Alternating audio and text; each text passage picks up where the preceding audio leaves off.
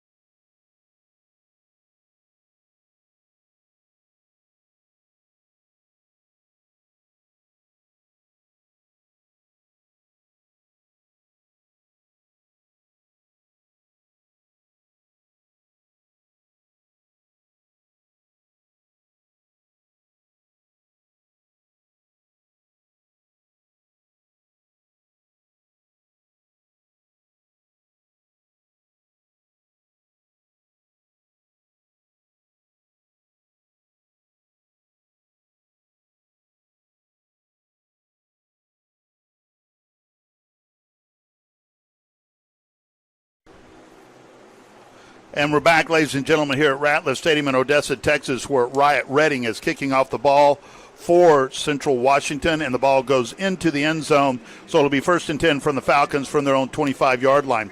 Now they're going to be going left to right on your radio dial. That's north to south We're on the west side. We call that the near side, and the east side is the far side. So the Falcons are lined up here on the near hash mark to get one wide receiver to the near side, 3 to the far side, and a receiver in motion, so we have an empty set.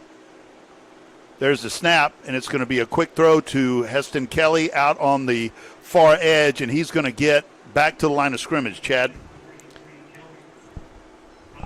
Yep, just a little screen route. Almost got a good block there where we could have got some yards. Almost a horse collar. So it's going to be 2nd and 10 for the Falcons. Ball still at the 25-yard line. Ball on the far hash mark.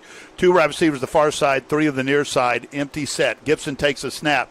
He's looking downfield, going through his progression. He's under pressure, and there is a pass that hit the wide receiver in the hands, and unfortunately he dropped that, and that was going to be was that for Heston? Looked like it. Okay, that was number 83, Heston Kelly, the intended receiver. So very quickly it's 3rd and 10, and I think the sun got in his eyes because it's brutal down there. The shadow of the field is the press box has got the middle of the field from the 30s to the 30s covered, but everything else is in bright sunlight. There's a snap. Gibson looking. He's going to throw a fade to the far side. It's caught, and he's going downfield. He's at the 30. Did he step out of bounds? They're saying he stepped out of bounds. I didn't hear a whistle. And that's going to be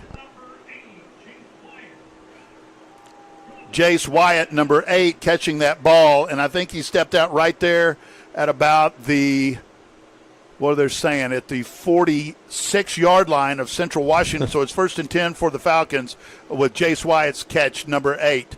2 wide receivers to the near side, 1 on the far side, wing back to the near side.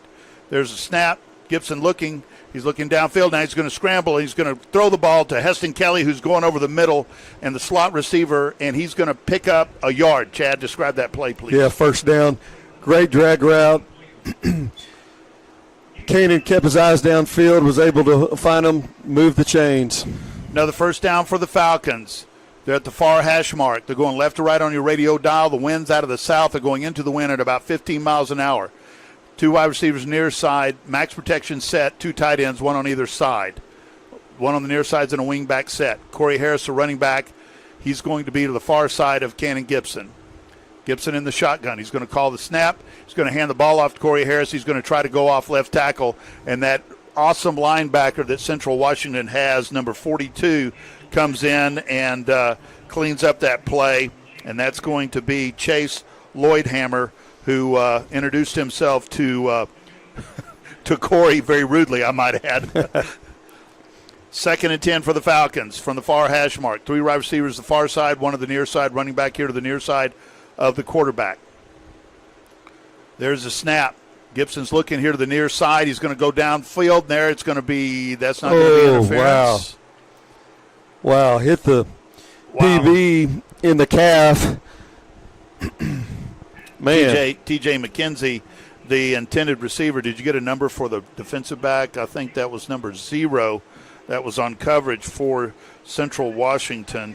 That's Jalen Owens. So it's going to be 3rd and 10 for the Falcons from the 35-yard line of Central Washington. Central Washington showing a 4-man front on defense. Running back in motion on the near side. There's a snap. Gibson looking here to the near side. He's going to throw a ball. He's got McKenzie wide open. Oh, my gosh, what a great defensive play by number 9 as he broke that pass up. And that's going to be Javonte Walker for the Wildcats. So 4th and 10, and I'm guessing we're going for it, buddy.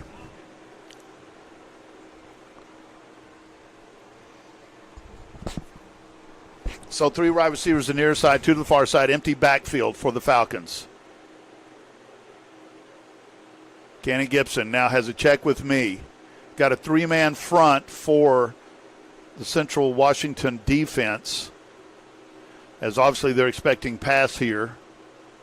There's a snap. Gibson's looking to the near side. He's going to throw the ball. There it is to McKenzie, and he's going to get a 1st down, and the ball's going to be at the 19, I think, and that tackle was made by number 13, King Williams. So it's a Falcon 1st down. What are they saying the ball's set? Right on about the 19-yard line. 1st and 10 from the Central Washington 19-yard line. Ball's in the middle of the field. 3 wide receivers near side, 2 to the far side. There's a snap. Gibson looking for a timing route, and it's off. And the wide receiver was Jace Wyatt. King Williams on defense for the Wildcats. Now, we're probably giving a little more detail than what you're used to for TV because we're doing a radio broadcast, so we've got to be more descriptive about the sets and what's going on. And, again, the near side is the west side. The far side is the east side.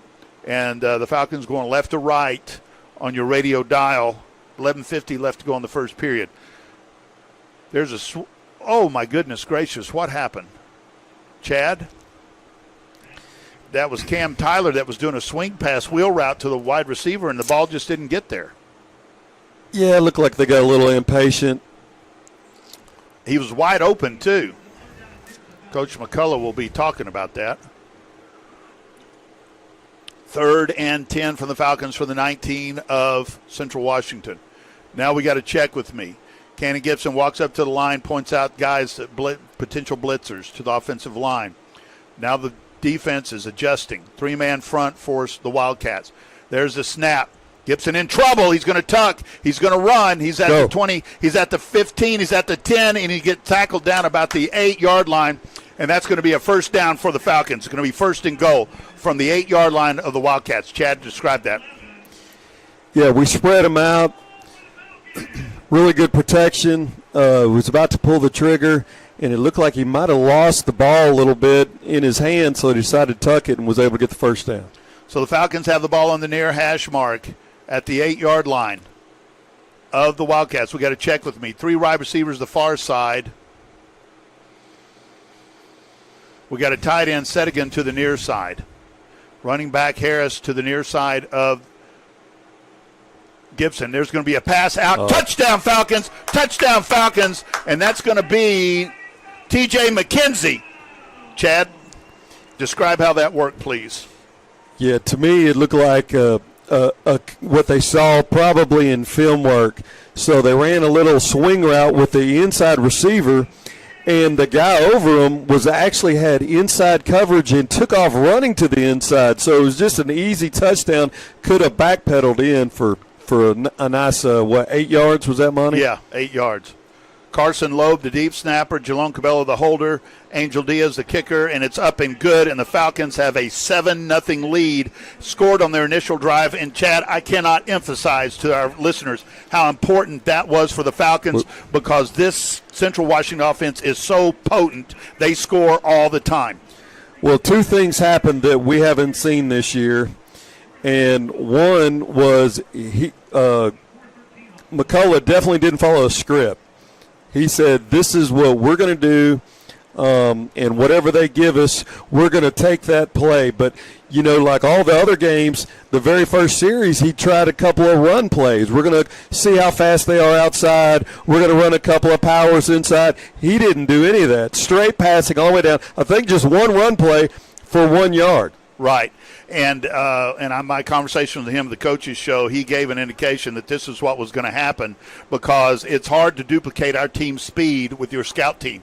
But they got fast guys at Central Washington, too, and now this is going to be the true test with the number 1 defense in the conference up against the number 1 offense. So Tristan Exline, everything linebacker, where you got number 44 wearing the coveted number 44 on defense with Chase Colson. We have number 1 for the Falcons. That's going to be Tristan Exline, who was co-offensive linebacker of the year last year in the Lone Star Conference and is the leading tackler on the team. And I think his cohort today is going to be I don't know if Mikhail is going to be out there or if that's going to be Trey Yanez, who started last year as Mikhail was hurt. Yeah, we'll find out here in a second. But as we like to call the defense, the blue-collar boys, Central Washington's offense is about to find out why we call them that. Right. Because they're going to get hit, and this is the one thing we know about the Falcons. They've been hit and responded all year. Right. Central Washington has not played that yet. Now, they may. Against Montana. But that's the first game of the year. Right. A lot of times that's a different deal. Right. Well, Angel Diaz from DeSoto, Texas, a legendary high school football program in the South Dallas area, is going to kick off. Back deep for 15 and 14. Back deep for Central Washington. This is going to be a pooch kick, and it's going to be caught at the 30-yard line by number 6, I believe. And that's going to be Ryder Bumgarner. And that's going to be 1st and 10 for the Wildcats on their initial offensive possession of this game with 10:54 left to go in the first period. So it's going to be the 31-yard line, their own 31-yard line. Well, if you like good O-line play, yeah, you're about to see it. Slade Edwards and company coming out, the offensive line. Our defensive line probably hasn't played an offensive line like this so far this season. Maybe close, but not as good. Trey Yanez is the starting linebacker with Tristan Exline. There's going to be a handoff to the running back. He's going to come here to the near side, and he's going to be tackled by Tristan Exline out of bounds. And that was number 14, Bo Phillips, who 2 weeks ago was the national D2 national kick special teams player for the Wildcats. Yeah, it looks like they have 2 really good running backs. They do. They're loaded. All right, 2nd and 6 for the Wildcats. Ball's at their own 34-yard line. 2 wide receivers far side, 1 on the near side. 2 running backs either side of the quarterback. Phillips is going to drop back. He's going to throw the ball deep, and that is overthrown by the quarterback, and it's going to be 3rd down by Kennedy McGill. Yeah, and the one thing that we really haven't seen so far, Monty, is that their quarterback likes to run, and we haven't seen a running quarterback. Right. Jelani Jefferson on coverage there doing an excellent job making sure that pass didn't get caught. Now we've got rotation here on the defensive side. We're showing a 3-man front. The Falcons are on defense. Wildcats going right to left on your radio dial, south to north. They got about a 15-mile-an-hour wind behind them. 3 wide receivers to the far side, 1 on the near side. There's a snap. McGill looking to throw to the far side. He's going to get the ball up, and it is out of the reach of the wide receiver. That's number 1. And number 1 is – who's number 1? That is Mason Juergens. Mason Juergens, and Jamarian Ravenel was on the coverage for the Falcons, who's had 2 picks this year. Great coverage by Ravenel. Now there's going to be a punt by number 45. That's going to be David Wyatt Redding. Check that, Wyatt Redding. And Heston Kelly's going to be returning this punt. He's standing at his own 14-yard line. Yeah, rugby style, end over end. Heston's got the ball at about the 17, and he's going to start working his way up. He's at the 30, and he's going to get tackled at about the 32-yard line, it looks like. So the Falcons will be in business 1st and 10. I can tell you, Monty, right now, if that rugby style, if he doesn't get it up, get ready. Katie bar the door. There's going to be one brought back. When they're low line drives like that, it just doesn't give the punt team to get down on coverage. Yeah, they just can't spread out. So that's going to be a problem. So the Falcons have their second offensive possession with 9:53 left to go in the first period. They have a 7-0 lead. Ball's on the far hash mark. 2 wide receivers to the near side, 1 to the far side. Tight end to the far side. Check that, near side. Now in motion. That's Ben 10, Patterson. There's going to be a handoff. It's going to go to Corey Harris. Corey's going to work his way up the field, and he's going to get about 2 yards. And he's tackled by Colson, wearing number 44. One thing definitely McCullough wants to establish is a run game. You know, we didn't really have one against Angelo. No, we didn't. And Kingsville, we had pretty good production by the running backs, but just didn't against Angelo for whatever reason. Well, Cole Seaver was one reason. Well, that's true. And now it's going to be 2nd down, 3 wide receivers near side. There's a snap, and he's going to fire the ball. Oh, my goodness, it was nearly caught. Yes! And what a great catch on a tip by Heston Kelly as the linebacker tipped that up, and Heston came down with the ball. An outstanding job as that was Chase Lodehammer who tipped the ball. And what are they calling it back? Oh, man. What are they saying? I have no clue because I'm watching the replay. He definitely caught it. I don't. Wow. Well, the regional high jump champ Yeah, Heston Kelly climbed up to the next level to get that ball, but I don't know. They said it was an incompletion. Wow, must have tipped the ground Yep. when he was coming down. All right, 3rd and 7 for the Falcons. There's a snap. Gibson looking downfield. He's in trouble, and boy, he gets ate up right there. All-out blitz. Ran a little twist. The guy came untouched for the sack. Dang. That was number 97 on the tackle, Mykilo Edward, and that ends the drive for the Falcons. Ooh, their second drive. Man, they ate us up on that play. Well, it could have been really turned into something, and then we wind up losing yardage. They're showing a all-out rush on the punter, Jolin Cabello, the freshman. There's a snap, and he's got the ball up. It's end over end, and it's fielded at about the 37-yard line, and the punt returner's coming to the near side, and he's tackled by number 85. And that's going to be Aiden Serrano, local product from Midland Legacy High School. Punt returner there was Ryder Baumgartner. Yeah, and we just talked about these low punts, and that was a low one too, and that always gets you worried. So with their second possession, with 8:18 left to go in the first period, the Falcons up 7-0. The Wildcats start off best field position they've had at their own 48-yard line. 2 wide receivers the far side, tight end and wing back to the near side. There's a snap, going to give the ball to Phillips, and he's going to be hit behind the line of scrimmage and brought down. And that was Avoski, 28 actually is who that is. Gerard Cameron who got that tackle. So it's going to be 2nd and 11, a loss of 1 on the play. Ball's on the near hash mark. Now the middle of the field from about the 33 to the 33 are in the shadows, as we're 2 hours ahead of the Washington folks in Central Time. Man in motion here to the near side. 2 wide receivers the far side. There's going to be a fake fly sweep, and the quarterback's going to keep it and break it up the middle. And he's going to be tackled very quickly, and that's going to be Malik Allen in on that. That's going to be Tristan Exline on the tackle, along with number 97 on the Falcons. Will LeBlanc. LeBlanc, the very large young man playing nose guard, and he is fast and big, folks, and meaner than a snake.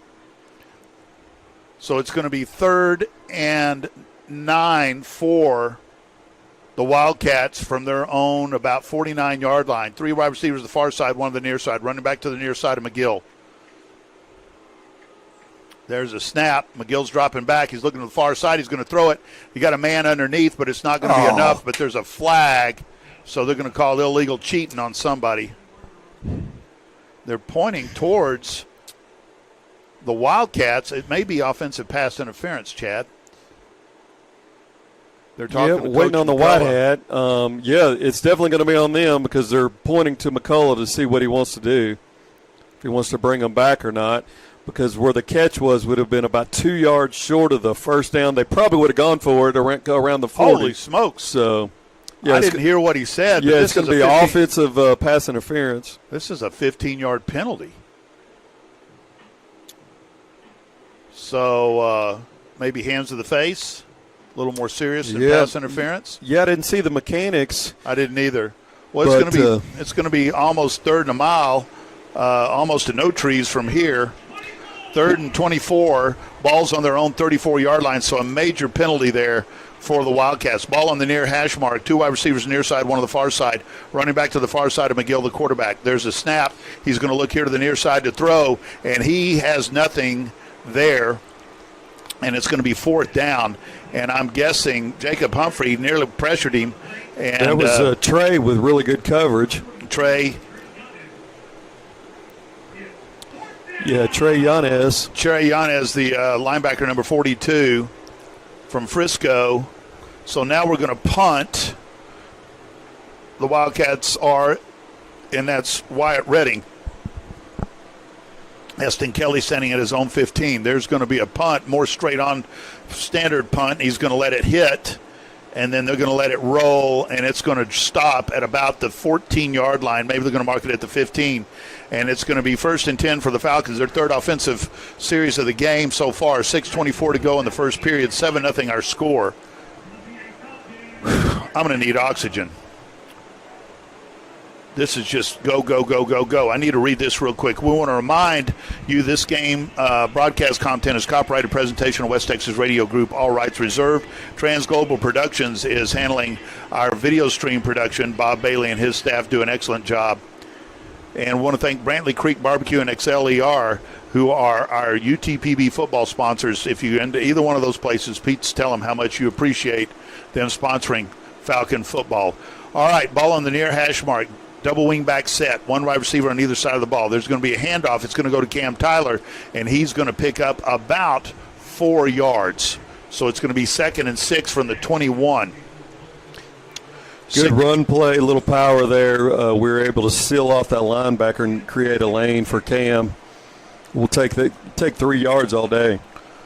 So 2nd and 6, ball's on the 21-yard line, near hash mark. We got to check with me. Double wing back set.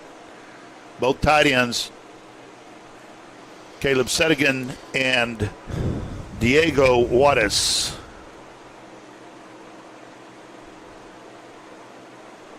There's a snap. Cannon's going to go deep to the far side. He's got a man open, and he just couldn't get away as that was the intended receiver was McKenzie, and that was 0 on defense for Jalen Owens for the Wildcats. So it's going to be 3rd and 6 for the Falcons, again from their own 21-yard line. Ball still at the near hash mark. Looks like we're going to go empty backfield. 3 wide receivers the far side, 2 to the near side. 3-man front for the Wildcats. Now we got to check with me. They're still in the sun. Kenny Gibson having to cover his eyes to see the play on the sideline. Now we got an offside, so it's going to be a free play, and there is going to be a throw over here, and that's going to be pass interference. So that's Jace Wyatt, the intended receiver, and it's going to be pass interference, it appears, on King Williams. Yeah, so they're going to take that. They'll take that first down. This is a Lone Star Conference crew, generally excellent referees.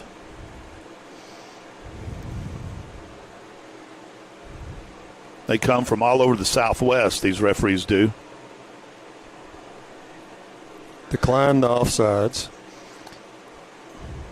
Pass interference are taken. So it's going to be 1st and 10 for the Falcons. We're going to see where they're going to mark the ball, maybe at the 36-yard line. So the Falcons, with 5:35 to go in the first period, are ahead 7-0. Just got a huge break with the penalty. And that's 2 big penalties so far against the Wildcats, which is uncharacteristic for them. They're the least penalized team in the league. 1 wide receiver the other side of the ball, double wing back set with both tight ends. There's a snap. It's going to give the ball to Cam Tyler. Cam's going to put his foot down, try to work the edge, and he is met very rudely, I might add, by a whole pack of Wildcats there. And that was number 29 leading the charge. Well, we're talking about formations and matchups, and you know the kind of double wing that we've been very successful with all year. Yeah. It's not going to be successful against this team. You know, this is a team where they love to spy the quarterback, and really, so far, our success has been when we've spread them out. So I hope we continue to spread them out and pick them apart.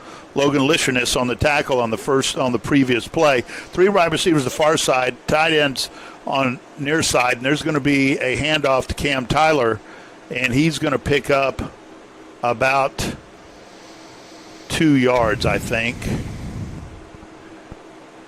And Coach Chris McCullough is in his 3rd year here. He turned 30 years old today.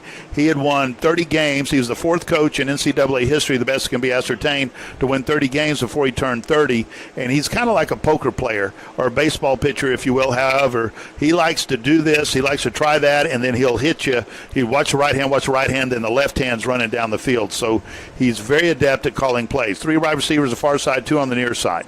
There's a snap. Gibson dropping back. He's in trouble. He's having to scramble. He spins. He's coming here to the near side. He's looking for a lane to run in, and he's doing everything he can to not get sacked. Oh, and he just and there's a penalty right there. And that is going to be on number 34, it looks like, as maybe roughening Borgen. I think it's going to be unsportsmanlike after the play, right? I believe so. Brogan D'Assis is the guilty party. Personal foul. Personal foul, unnecessary roughness. Mr. D'Assis is a defensive lineman, 6'3", 235, redshirt junior from Sumner, Washington. Went to Golden West College in California.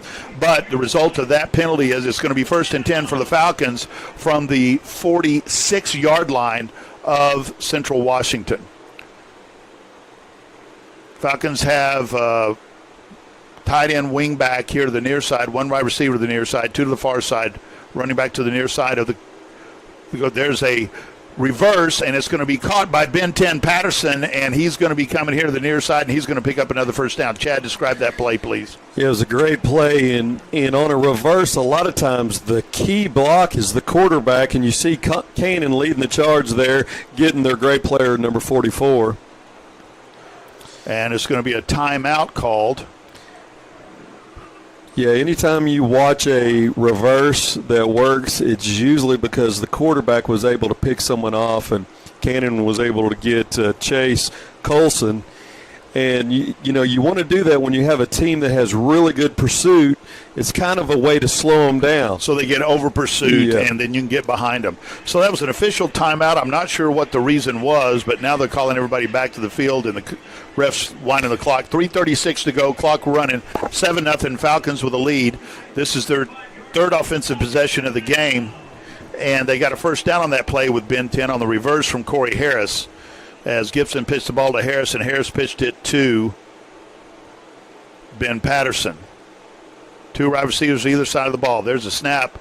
Looking very quickly to throw. Has to throw off his back foot because of he was under pressure. Gibson was, and I don't know how that wasn't pass interference, because that was a little bit of a push there, and that was number 26.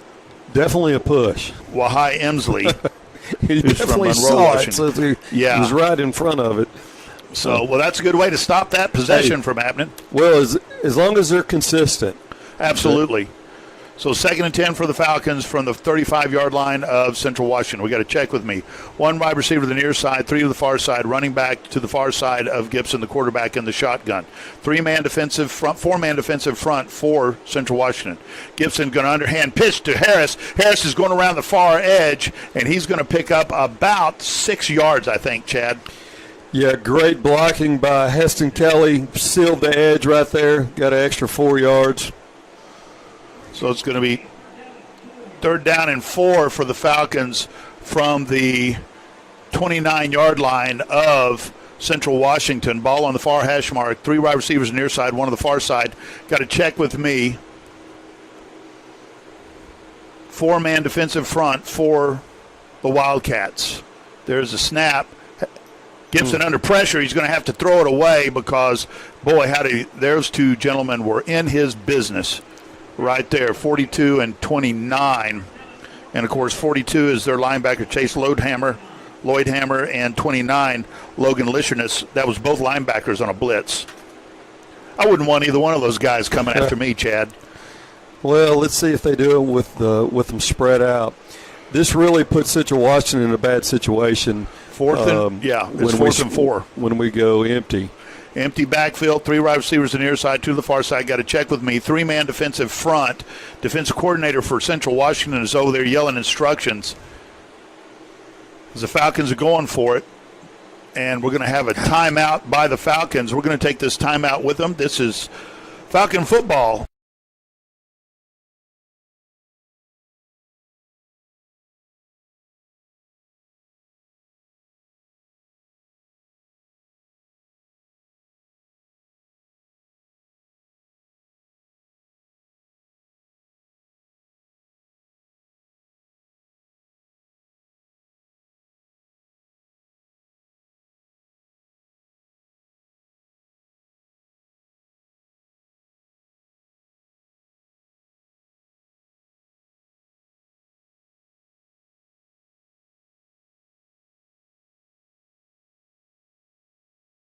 back, ladies and gentlemen, here at legendary Ratliff Stadium in Odessa, Texas, where your UTPB Falcons, the number 14 ranked in the country in the D2 poll, number 6 in the American Football Coach Association, which is kind of tall cotton for hair-legged West Texas boys, I got to tell you. We've never been ranked that high. It's 7-0, and the Falcons have a 4th and 4 from the 29-yard line of Central Washington. And so far in this first period, it's been all Falcons, which I'm sure the adjustments being made by the Wildcats are fixing to be really interesting. So let me tell you what's going on, Monty. Central Washington's defense, they like to keep someone in the center of the field, kind of a spy. That's how Tanner Volk a couple years ago made so many interceptions. Well, when we go empty, 5 wide, they can't do it. And so that really puts them in a bad situation. So by not putting someone in the middle of the field, our 5 are better than their 5. Okay. We're just quicker and faster. And so so right now we're winning. We'll see if they adjust, see if they blitz. We'll find out what adjustments they make to the 5 wide. But here we go again. There's a snap. Gibson's got the ball. He's going to throw it, and it's going to be he dropped it. So it's going to be a turnover on downs. Yeah. That was number 80, the intended wide receiver. Yeah, and Monty, we had 2 receivers right there together, so someone didn't get the signal call. And that's Kylan Mathis, a 6', 185-pound graduate from Dallas via East Central University. By the way, the Falcons are wearing all black. They've got their black helmets with the Freddie Falcon on the right side and the number on the left side with white stripe down the middle with 2 orange stripes on it. Block numbers in orange trimmed in white, Falcons and block letters above the numbers on the front, and black pants with orange and white stripes down the side. Kenny McGill's going to give the ball off. Nope, he's going to be a keeper. He's going to try to come off here to the near side, and he's not going to make it. He just met Tristan Exline and Ivoski Cunningham. And I think that's the first design play for the quarterback run play, so we snuff that out. We'll see if they try that again. Central Washington's got CWU above their numbers. Their colors are crimson and black. They've got crimson numbers with black trim. CWU above the numbers on the front. White pants with a crimson stripe, and their classic crimson helmets with a stripe down the center, and their logo, Wildcat logo, on either side of the helmet. Nice-looking uniforms. There's going to be a handoff to the running back. That's number 6, and that's going to be... Is that Edwards or is that? That is Ryder Bumgarner. Yeah, Ryder Bumgarner, which they're too deep is not correct. So it's going to be 3rd down with 1:24 to go in the third period. Falcons up 7-0, 3rd and 5. Ball's on their own 34-yard line, as the Central Washington offense has not had a lot of luck here in the first period getting things going. 3 wide receivers in a triangle, the far side, 1 to the near side. Running back behind the quarterback, McGill. He changes the play at the line of scrimmage. 3-man front for the Falcons. He's going to hand it off to the running back, and that's going to be Bumgarner. And he's going to pick up maybe a couple of yards. X-line on the tackle, gain of 4, and it's going to be 4th and 1, and they're going to say mea culpa and punt, and that's what I would do at this position of the field, Chad, yeah? No doubt about it. It's first quarter, no reason to get crazy, give up any easy points, right? Right. Wyatt Redding to punt. Heston Kelly settling on his own 15. Redding going to punt from about his own 23-yard line. There's the kick, up high, spiraling kick. Heston's going to grab that at the 10. He's going to turn upfield, and he's going to get tackled at about the 15-yard line. Good job by Heston.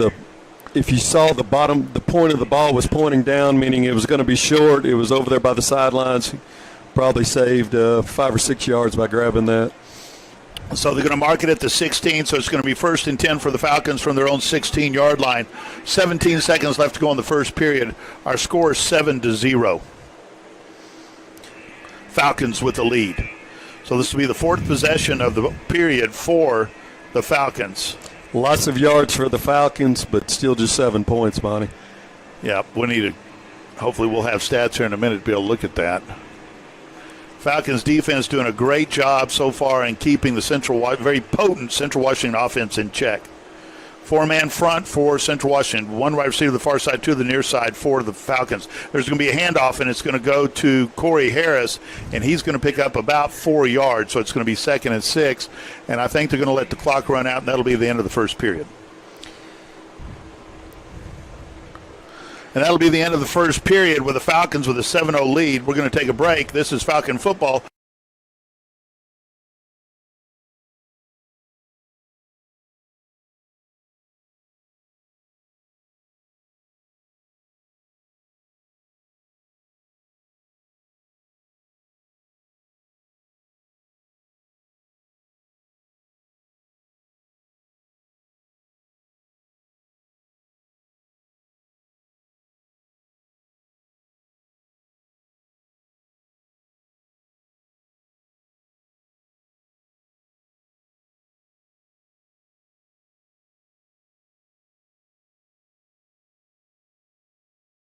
Back 7-0 Falcons starting the second quarter.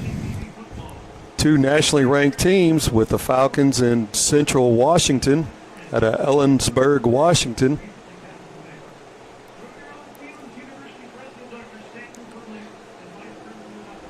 And we still have a media timeout. Oh, thank you.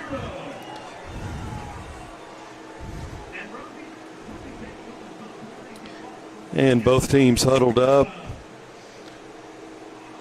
About to get started with the second quarter.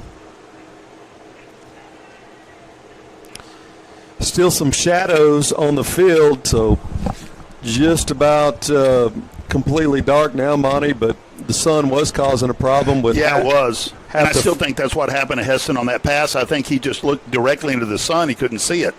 You can still see it on the north side of the end zone, a little bit of sun. So 2nd and 7 for the Falcons from their own 19-yard line. They're going right to left on your radio dial now, south to north. Kelly Gibson takes the snap, I should say, and gets the pass to Caleb Suttigan, and he's going to pick up about 2 yards. So it's going to be 2nd and 5, I guess is what they're going to say. Third down, I'm sorry. 3rd and 4s, sorry. Math is not my strong suit right now, apparently. It's okay. Didn't you go to Texas Tech? I did, and I still have my shoes on. So, wow, that's just hateful. 3rd and 4 for the Falcons from their 22-yard line. That was good, Chad. Thank you. Like a dose of wasabi. 4-man defensive front for the Wildcats. There's a snap. Gibson's going to keep the ball. He runs to the back of his own blocker, and he's not going to get very far, and we're going to punt the ball.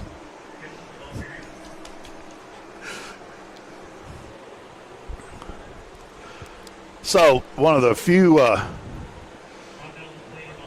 just not very successful offensive series for the Falcons on that set of downs, Chad. Yeah, now that we're starting the second quarter, you can kind of look for not only what the Falcons are going to start doing, but not only the Central Washington too. So they've kind of gone through their set plays. They know what they can do run-wise and passing. Wow, Jalone Cabello with a booming kick.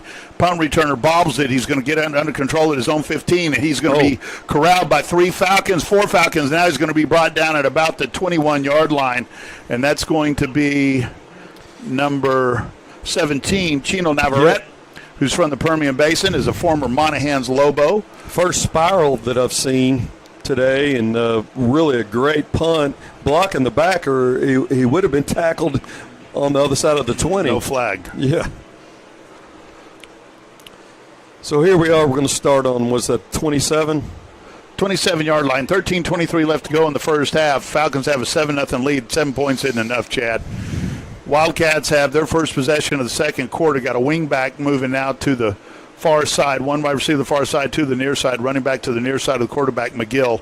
There's going to be the snap. He's going to give it to Phillips. Phillips is going to work his way upfield, and he's going to pick up about 8 yards. Yeah, I thought I would see a change coming into this possession, and so Central Washington wants to run the ball. That is their MO. They want to run the ball. They haven't been successful, so this time they decided to get a fullback and just run right behind the fullback like old school football. Right behind Slade Edwards, the center, All-American center. Good plan. It's going to be 2nd and 2 from their own 35-yard line. Now 2 men in motion on the far side, both tight ends. One is a wing back. I'm guessing it's going to go to that side of the field. That's going to be a quarterback keeper, and he's going to run off the far side, and he's going to pick up about 8 yards. Kenny McGill, this is the 2 best offensive plays they've had so far. Yeah, and this is what they were doing against some other teams. The quarterback had quite a few rushing yards coming into the game. 1st and 10 for the Wildcats from their own 44-yard line. They're going left to right on your radio dial. As you were saying, the entire field now is in shadow, so that's going to help tracking the ball for these guys. 1 wide receiver on either side of the ball, 2 running backs on either side of McGill, the quarterback. He's in the shotgun formation. Now the wide receiver from the far side going to the near side. There's going to be a fake handoff. He's going to drop back. He's going to try to throw the fade here, the near side of the tight end. Oh, my gosh, he caught that ball. Holy smokes, Chad. He dropped that on a dime. No? They're going to call that incomplete, and they actually had the post route running uncovered, so got a little lucky there. The intended receiver was number 82, and that just kind of dropped right in his hands, and I thought he had caught that. That's Andrew Molly, Richard Jr. from Arlington, Washington. 2nd and 10, ball still on the 44-yard line of Central Washington. 2 wide receivers on the near side, 1 on the far side. Ball on the far hash mark. There's going to be the snap. McGill's going to quickly throw it over here, and we've got illegal cheating somewhere. Wow, the back judge dropped that flag. Delay of game? Yeah, and Monty, one thing that we hadn't talked about is this is kind of a away game for the Falcons in sorts. Also, the first time to play a Rattler this year. Only time this year. Yeah, normally they play in a bowl game, and you don't really have to, in a bowl over in Midland, and you don't really have to worry about the sun as much at this time of the day. Right. So it's going to be 2nd and 15 from their own 39-yard line. Ball's on the far hash mark. 2 wide receivers on the near side. There's going to be a handoff to the running back, and that's going to slip. He's going to put his hand down, and what a great run by Phillips there. He's quite the athlete. Yeah, and that's the zone and kind of the lanes we were talking about, and Falcons did a good job of bottling him up. 5-yard pickup. 11:30 left to go in the second period, first half. 7-0 Falcons with a lead if you're just joining us. Ball's in the middle of the field. It's at the 44-yard line of Central Washington, so it's 3rd and 10. 3 wide receivers the far side in a triangle, 1 to the near side. Running back to the near side of the quarterback, McGill. McGill takes a snap, long count. He's going to look to the far side to throw, and he's got a man open, and what a beautiful play. Absolutely gorgeous play by Central Washington, and the wide receiver was number 10. He did a great job of standing on the sideline waiting for that ball. That's Logan Brady from great. Telecom, Washington. Great touch pass by the quarterback as well. Great throw, great catch. So it's going to be 1st and 10 for the Wildcats, and the ball is going to be on the Falcon 46-yard line. Ball's on the far hash mark. 2 wide receivers the far side, 1 on the near side. Wing back to the near side. Running back to the far side of the quarterback in the shotgun. 4-man front for the Falcons. There's going to be the handoff to the running back, and that's going to be number 6. That's going to be Baumgartner, as they kind of go a 1-2 punch with these running backs who are both outstanding, Chad. Yeah. Looks like a lot of these first downs are just going to run behind Slade, their All-American center. I would. I'd get behind him in the buffet, too, I think. 10 minutes left to go here in the second period. 2nd and 5, ball on the 41-yard line of the Falcons. Best drive so far for Central Washington in this game.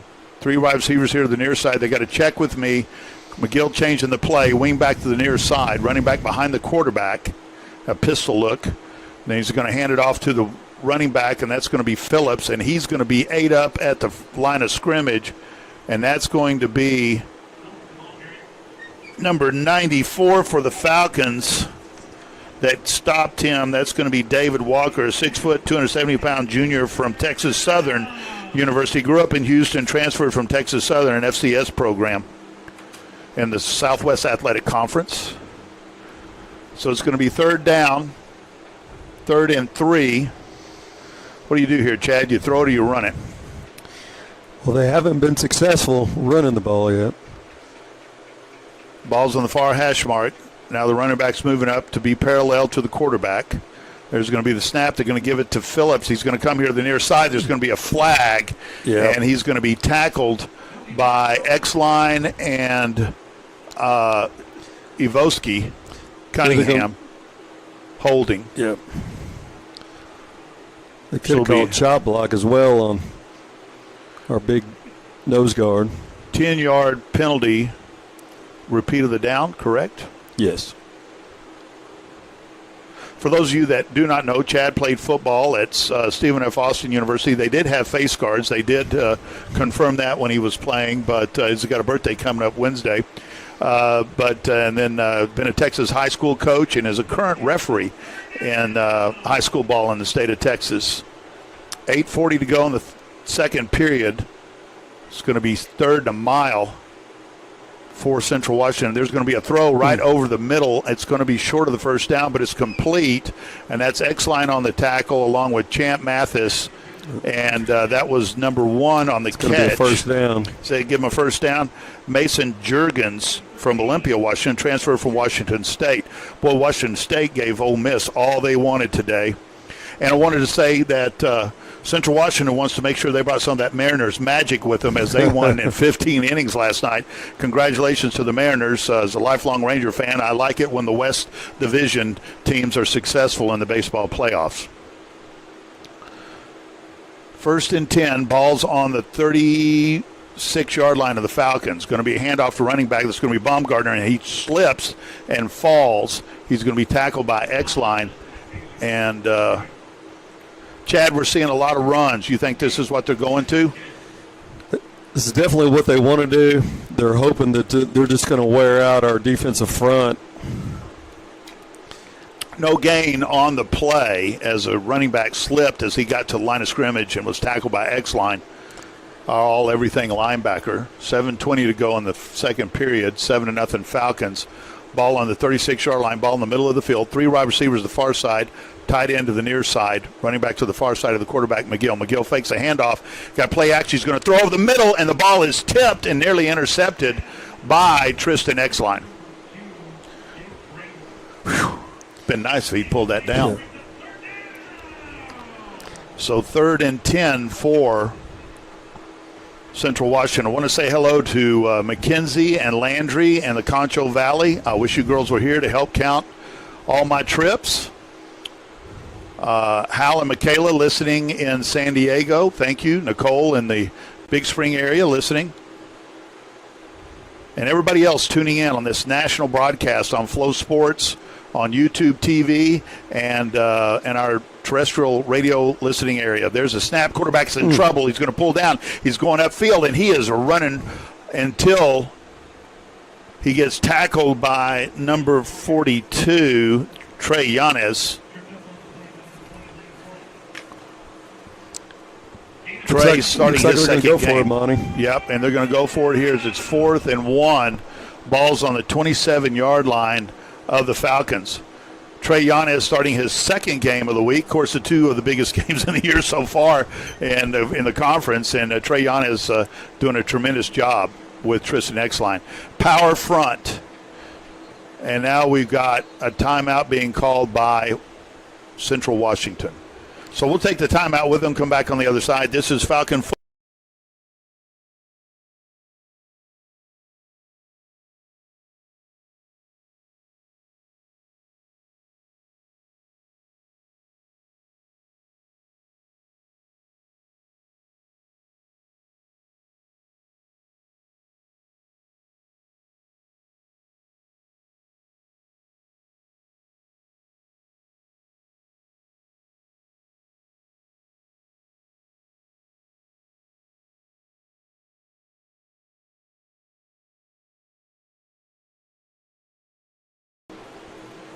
And we're back, everyone, at legendary Ratliff Stadium, home of Friday Night Lights, where Mojo beat their crosstown rival last night, Odessa High, 49-7. Permian 49, Odessa High 7 in the annual crosstown matchup. And right now, we've got a 7-0 lead for the Falcons with 6:25 to go in the second period, and it's 4th and 1. And Chad, you said at the break that they've done some adjustments on Central Washington. What are those, please? Yeah, well, on our pregame, we just bragged on Central Washington and their zone offense and how the linemen really get out and take off running.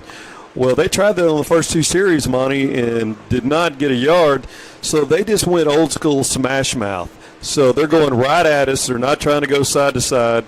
They brought in their H-back to come in and just see if they can't hit our linebacker right in the mouth, and that's their game plan. And then they've done a little play action off of it. Well, we got a crucial 4th and 1 for the Wildcats with 6:25 to go. The ball's at the 27-yard line of the Falcons. Ball's in the middle of the field. Both tight ends come here to the near side. One on the line, one in a wingback position. Now we got a wide receiver in motion to the near side. And there's McGill taking the ball, and he's not – is he going to get it on forward progress? Yeah. Calling it a first down. Just barely. Just barely. So McGill pays the price for that as he gets hit by X-Line and Trey Yanez, but they didn't catch him soon enough, and credit to Kennedy McGill who got that first down and paid for it. He'll need a little Tylenol on the way home after that play. 1st and 10 for the Wildcats from the Falcon 24-yard line. 5:52 left to go in the second period. 7-0 Falcons with a lead. 3 wide receivers the far side. There's a snap. Going to give the ball to Phillips, and he's going to work his way back upfield. Is that a counter, Trey? I didn't see him pull anyone. That was the zone we kind of talked about. Okay. So they're kind of faking this zone like they're going to go outside, and then the running back's doing a good job of just putting his foot down and running just straight up the middle. So that's a 5-yard pickup, so it's going to be 2nd and 5. The ball at the 19-yard line of the Falcons. And we got a 4-man front on defense as Central Washington has gone to the ground game here late in the second period. Tight set. Phillips, a running back behind the quarterback. He's going to take the ball again. Whoop, nope, that's going to be a fake, and he faked me out, and that's going to be Kennedy McGill. On the keeper to the far side, that's going to be Malik Allen and Trey Yanez on the tackle for the Falcons. Chad? Yeah, we talked about how Central Washington just hogs the ball and eats up the clock. In the first quarter, they didn't do that, but, boy, they have this second quarter. So 3rd and 4 for the Wildcats. The ball is on the Falcon 18-yard line, 4:35, the clock running in the second period here. Falcons up 7-0. That lead a little bit precarious at this time. The Falcons don't get this stop. As you see the momentum switching to Central Washington. Man in motion, the far side of the near side. There's going to be the snap, going to be a play action. Quarterback runs into his own lineman, and that's going to be his undoing as he is swarmed by a whole flock of Falcons, and he's going to be tackled. As we had Falcons tackling Falcons out there. Did he get the first down? No, he did not. They're going to go for a field goal. Jacob Humphrey on the tackle, the transfer from Jackson State in Mississippi. Grew up in Louisiana. So this is going to be their field goal kicker. I think he's from Switzerland. Is this number 19? Number 49, check that. This is going to be David Weber. 36-yarder. He is from Switzerland.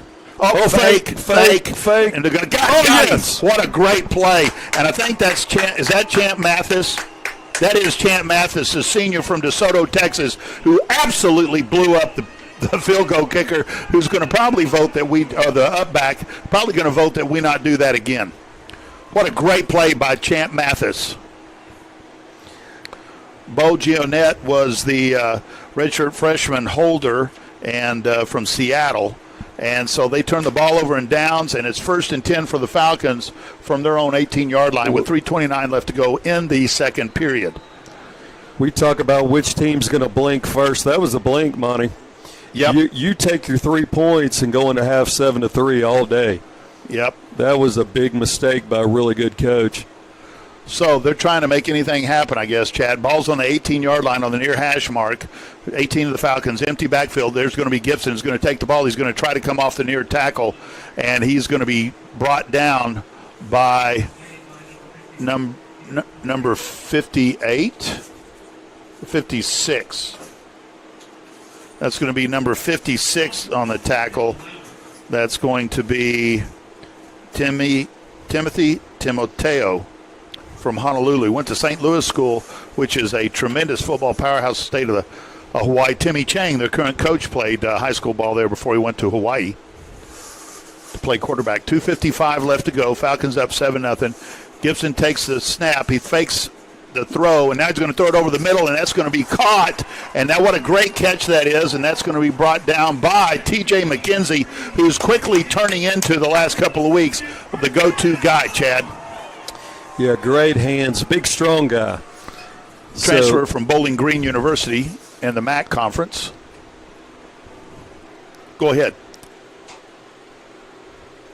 Empty backfield, 1st and 10 for the Falcons from their own 38-yard line. There's going to be a throw to Heston Kelly. He's going to get it to the 41, so it's going to be a pickup of 3 yards, I believe. 4 yards. Yeah, so essentially what McCullough's doing here is normally that'd be Cam just running up the middle, getting 3 yards. Well, we're just going to do it with throwing. So just a little hitch route. 2nd and 6 for the Falcons from their own 42-yard line, but we've got a timeout called. Let's take the break. Also, media timeout. We'll back on the other side. This is Falcon football.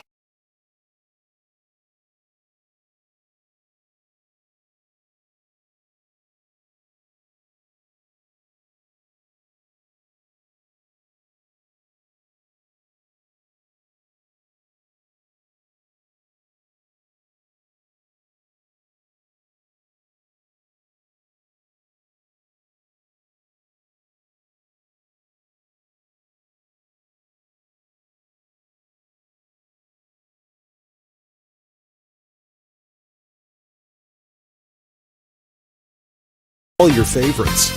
Make it Rosa's Cafe. After all, life is better with Rosa's Cafe. It's a 2-minute warning. I keep forgetting we have that. 2-minute warning where the Falcons have a 7-0 lead over the visiting Central Washington University Wildcats. And this has been a barn burner. Falcons scored in the first period. Really nobody getting across the goal line this period. Hopefully the Falcons will be able to remedy that in the next 2 minutes. But, Chad, what are the Falcons doing, and what do you see as this is a result of the fake field goal by Central Washington? Why did they do that? Yeah, well, to me it was a panic move. When you have two good coaches, it's a chess game, right? You go back and forth, but right there you take your points. You're not going to score a lot of points on the Falcons' defense, so number one defense in the conference. So take your 3 points, and then second half you'll get the ball. Maybe you go down there and take the lead.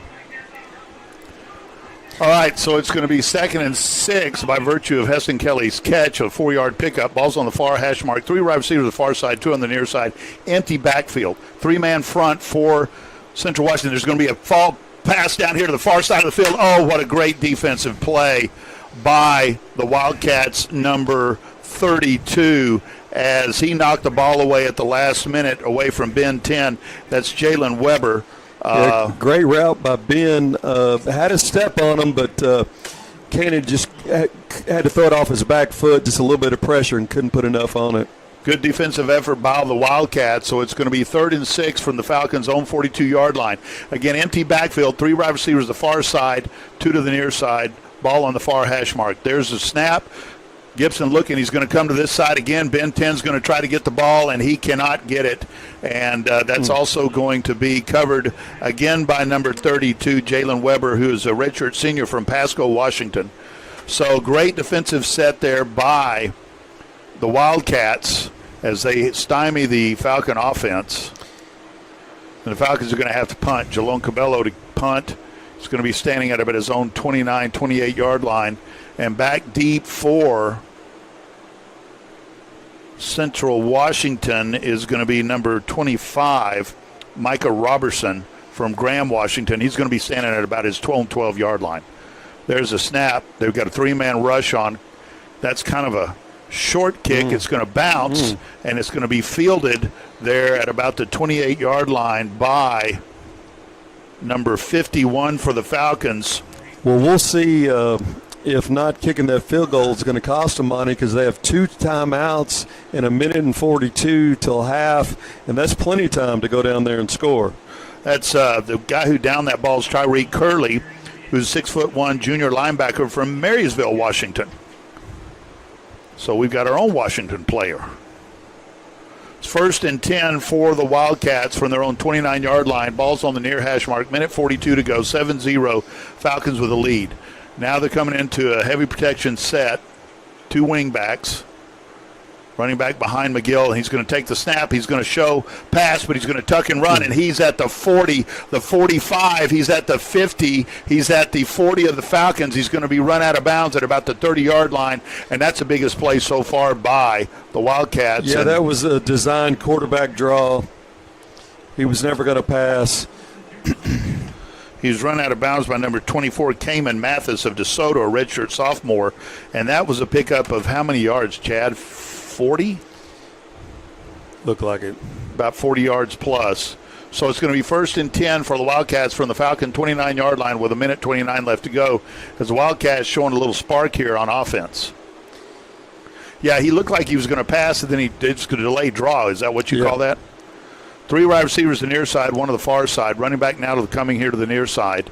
There's going to be a snap. Quarterback's looking here to the near side. He's got a man in the soft middle of that zone, and that's going to be number 1. The wide receiver is Mason Juergens from Olympia, Washington, transfer from Washington State. Hurry up offense. They're going to got 1st and 10 on the 17-yard line. They're going to give the ball to the running back, number 5. We have not seen him carry the ball, this Justice Taylor from Lakewood, Washington. And now we're going to set it up and go again. Ball on the 13-yard line, 2nd and 6 for the Wildcats.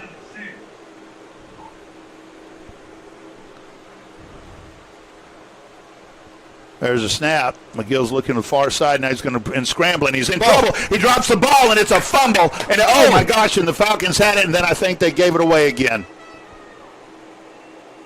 As Jacob Humphrey got in there, and I think Will LeBlanc had the ball, and he couldn't keep control of it, or was that? Wow. What a play. One of those bad bounces where he had the ball, probably deciding, should I pick it up and run with it or just fall on it? That was number 90, Anthony Cunningham, a 6'4", 310-pound junior defensive lineman from McKendree University. Grew up in East St. Louis, Illinois. And I thought he had the ball, but he just couldn't control it. What a heck of an effort on his part, though. Chad, go ahead, please. Yeah, boy, that may be costly. They're in field goal range, 35 seconds, so there's still plenty of time to score as well. Well, the quarterback had the ball, and then he didn't. Yeah, it looked like he was going to either pitch it or try to throw it out to the running back who was on a little swing route, and he lost it. Ball now on the 29-yard line of the Falcons on the far hash mark.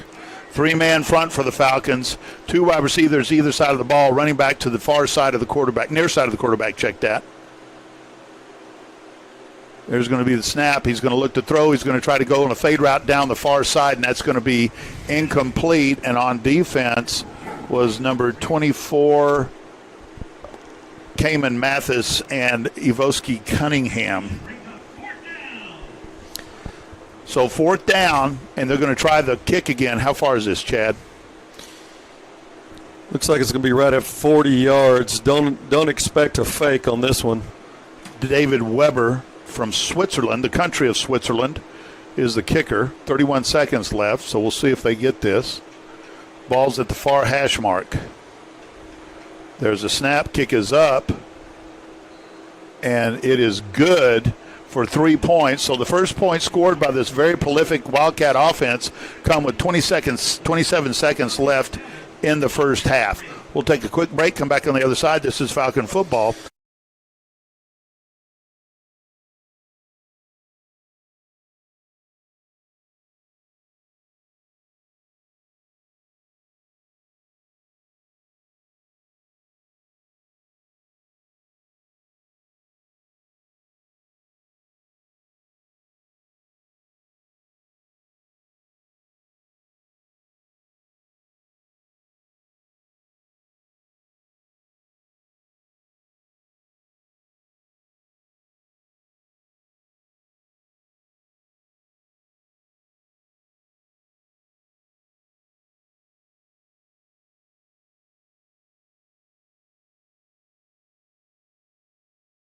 And we're back, ladies and gentlemen, and by virtue of David Weber's, what did you say, that was a 40-yard field goal? 30? Yes.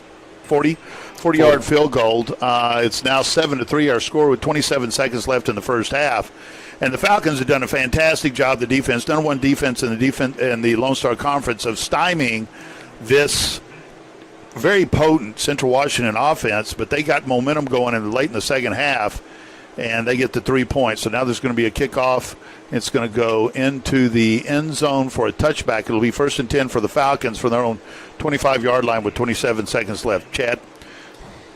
Yeah, when you're looking at 27 seconds, that's about time for 3 plays, so it'd be interesting to see what he does. They're going to come out throwing? Think they'll be slinging it? It's not great field possession. You typically, right before half, you want to start the clock, get it moving.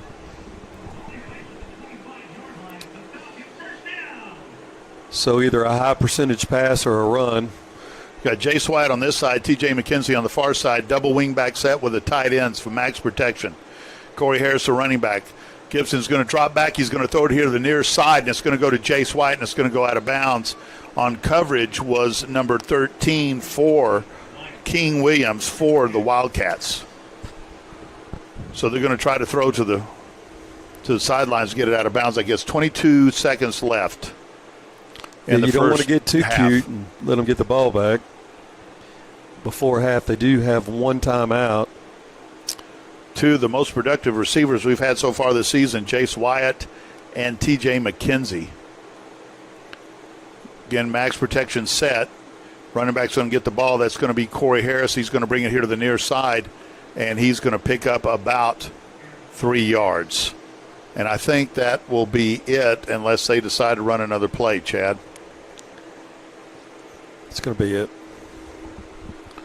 So they're going to be content with a 7-3 lead as the Falcons have a very potent offense from Central Washington in check until they scored 3 points with about 50 seconds left to go in the second period. We're going to go to our halftime show. First of all, we want to thank our sponsors, Brantley Creek Barbecue and Excel ER, for sponsoring these games this season. We're going to take a break and come back on the other side. This is Falcon Football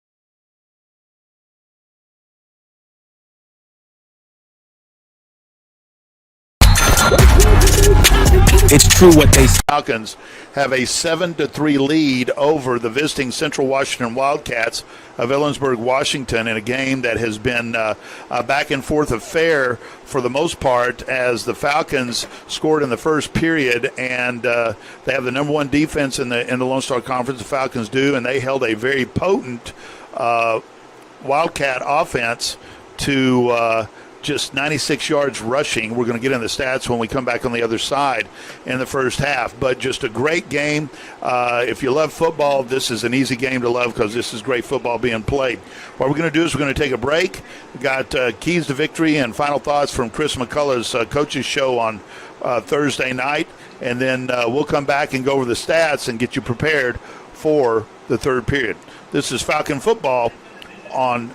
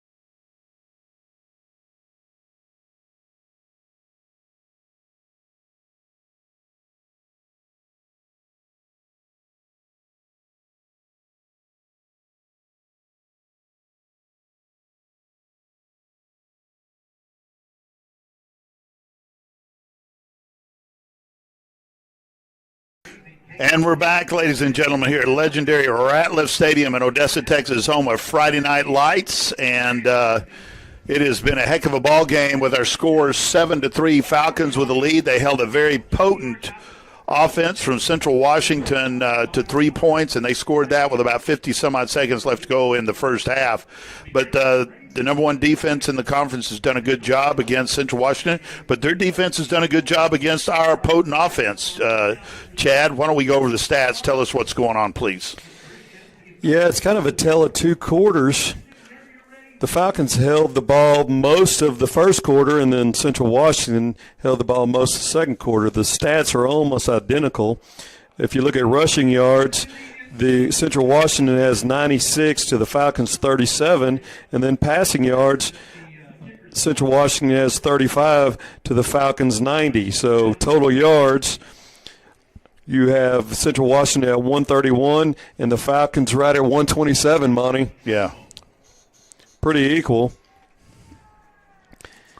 So you keep on going down. The one thing that was interesting is there's been no turnovers. You had one fumble, looked like we had it, and then they were able to recover and then get 3 points off of it. Penalty yards, you have four. They have 4 for 55. It's pretty significant. That led to one of our scores.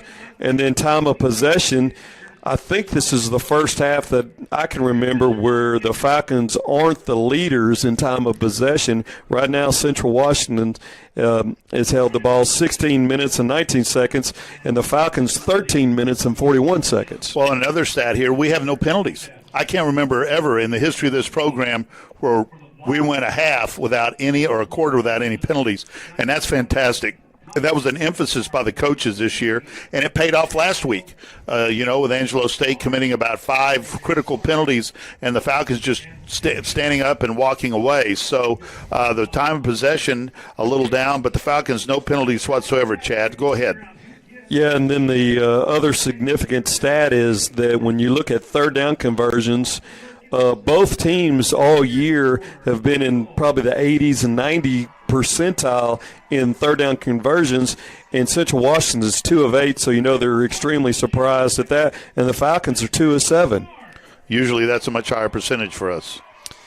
Okay, as far as individual stats, really not a whole lot of stats by either team offensively. You have Corey Harris with 13 yards, Ben Patterson with 12, Cam Tyler with 6, Cannon with 13. Cannon is 8 of 21 with 90 yards passing, 1 TD pass, Long at 29, 1 sack as well. Receiving, you have TJ with 3 catches for 44 yards, Heston with 3 catches for 15 yards. You have Jace with 1 catch for 29 yards, and Caleb with 1 catch for 2 yards. So punting, we've had 3 punts for 41.3 average, Long of 58. Heston on punt returns. Heston Kelly's had 2 returns for 13 yards, Long of 11. And then tackles, we've done a good job. Trey came in starting today. It started last game. It has 7 tackles. Our All-American Tristan Exline with 6. Chan Mathis with 4. And a very important fake punt tackle. What a great job he did on that on the holder. Fake field goal, I'm sorry. Yeah, excellent job right there to stay at home. And if you watch that develop, how they ran that, it was an excellent fake. And they had a huge lane. And if the running back is able to cut left or right, he's probably going to get the first down. But Mathis right there stayed at home with a great tackle for no gain there. Now, Central Washington rushing, you have McGill with 67 yards. You have Phillips with 23, Taylor with 17. Passing, only 3 of 9 for 35 yards total. Receiving, Juergens, 2 for 25 yards. Logan has 1 for 10, and that's it as far as receiving. punting, you have 3 punts for average of 47.7 with a long of 49. Punt returns, Micaiah Robertson, 2 returns for 20 yards, long of 13. Kick return, Bumgardner had 1 at 2 yards. And then tackles, you've got Chase with 5 tackles. You got Chase Colson with 4 tackles, King Williams with 4, and Brett Micaiah with 3.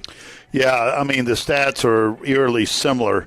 They've run the ball better than we've thrown it, and we've thrown it better than they've run it. Well, we've got about 3 minutes, 40 seconds before the second half starts. Let's take another break, come back, and we'll let you tell us what the teams are going to do to adjustment, Chad. This is Falcon Football.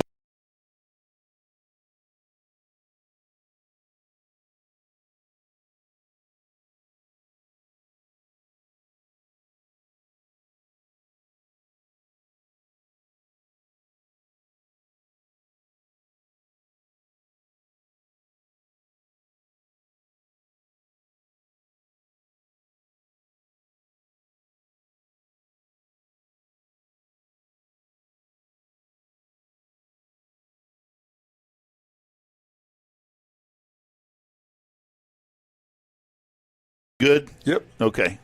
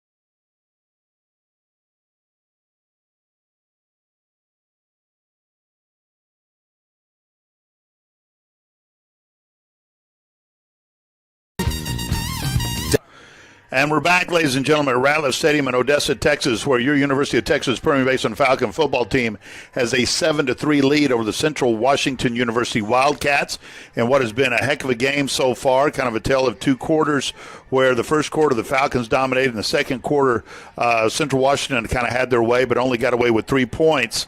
And the most prolific offense in the Lone Star Conference, been averaging, 60 points a game or something ridiculous crazy like that. So, Chad, we've getting ready to kick off, but tell us how the adjustments for both teams were done in the locker room, please. Well, Central Washington, as far as offensively, they usually go side to side and run a zone. They were unsuccessful doing that, so they decided to just go straight at us and did a okay job. They really just one big play with the quarterback draw. Was able to get 40, 50 yards right there. But as far as what they really want to do, they've had to adjust because our defense has just been too good. So there's a kick from Angel Diaz. It's going to go to the up back, and that's going to be Bumgardner, and he's going to field it at about the 27. They say there's a fumble. Falcons are saying they got the ball. Let's see what the referees say. Falcons are celebrating, but I want official confirmation here, and that's going to be a fumble. Number 37 recovering the fumble for the Falcons. That's going to be Damian Johnson, a running back, 6 foot, 190-pound redshirt freshman from Midland, who is a transfer from Abilene Christian, just down the road. So the Falcons are going to take the ball over at 1st and 3. Chad, this may be the break we were talking about. When you have two heavyweights, things like these are the difference in the game. Falcons have the ball 1st and 10 on the 33-yard line of Central Washington. Gibson's going to throw the ball out, and it was knocked down at the last minute by the defensive back, number 32, as Gibson was under duress. That was Jalen Weber from Pasco, Washington on the defense, and that was a great play by him. Chad? Yeah, Central Washington's defense is definitely adjusted too, so that basically what they're saying now is, you're not going to run on us, and the quarterback's not going to run on us. Looks like they've got a spy on him. He's been successful all year running the ball.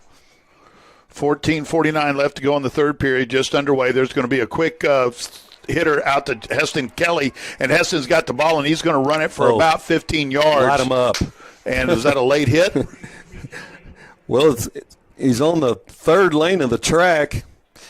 What? We got a flag? No flag. Well, there is, unfortunately. And it looks like it's going to be against us, and so that run may be all for naught. You got to be kidding me. Wow. Well, hopefully they'll go back to that because we can holding. Holding on the Falcons. Spot I don't know foul. how you hold on a play that quick hitter like that. 2nd and 13 from the Falcons. Ball's on the 38-yard line of Central Washington. 36-yard line, check that. Ball on the far hash mark. There's going to be a snap, and it's going to be a pass down the far side of fade to McKenzie, and that is a rare time he doesn't get that. And that's King Williams on defense. That was a great defensive job by him.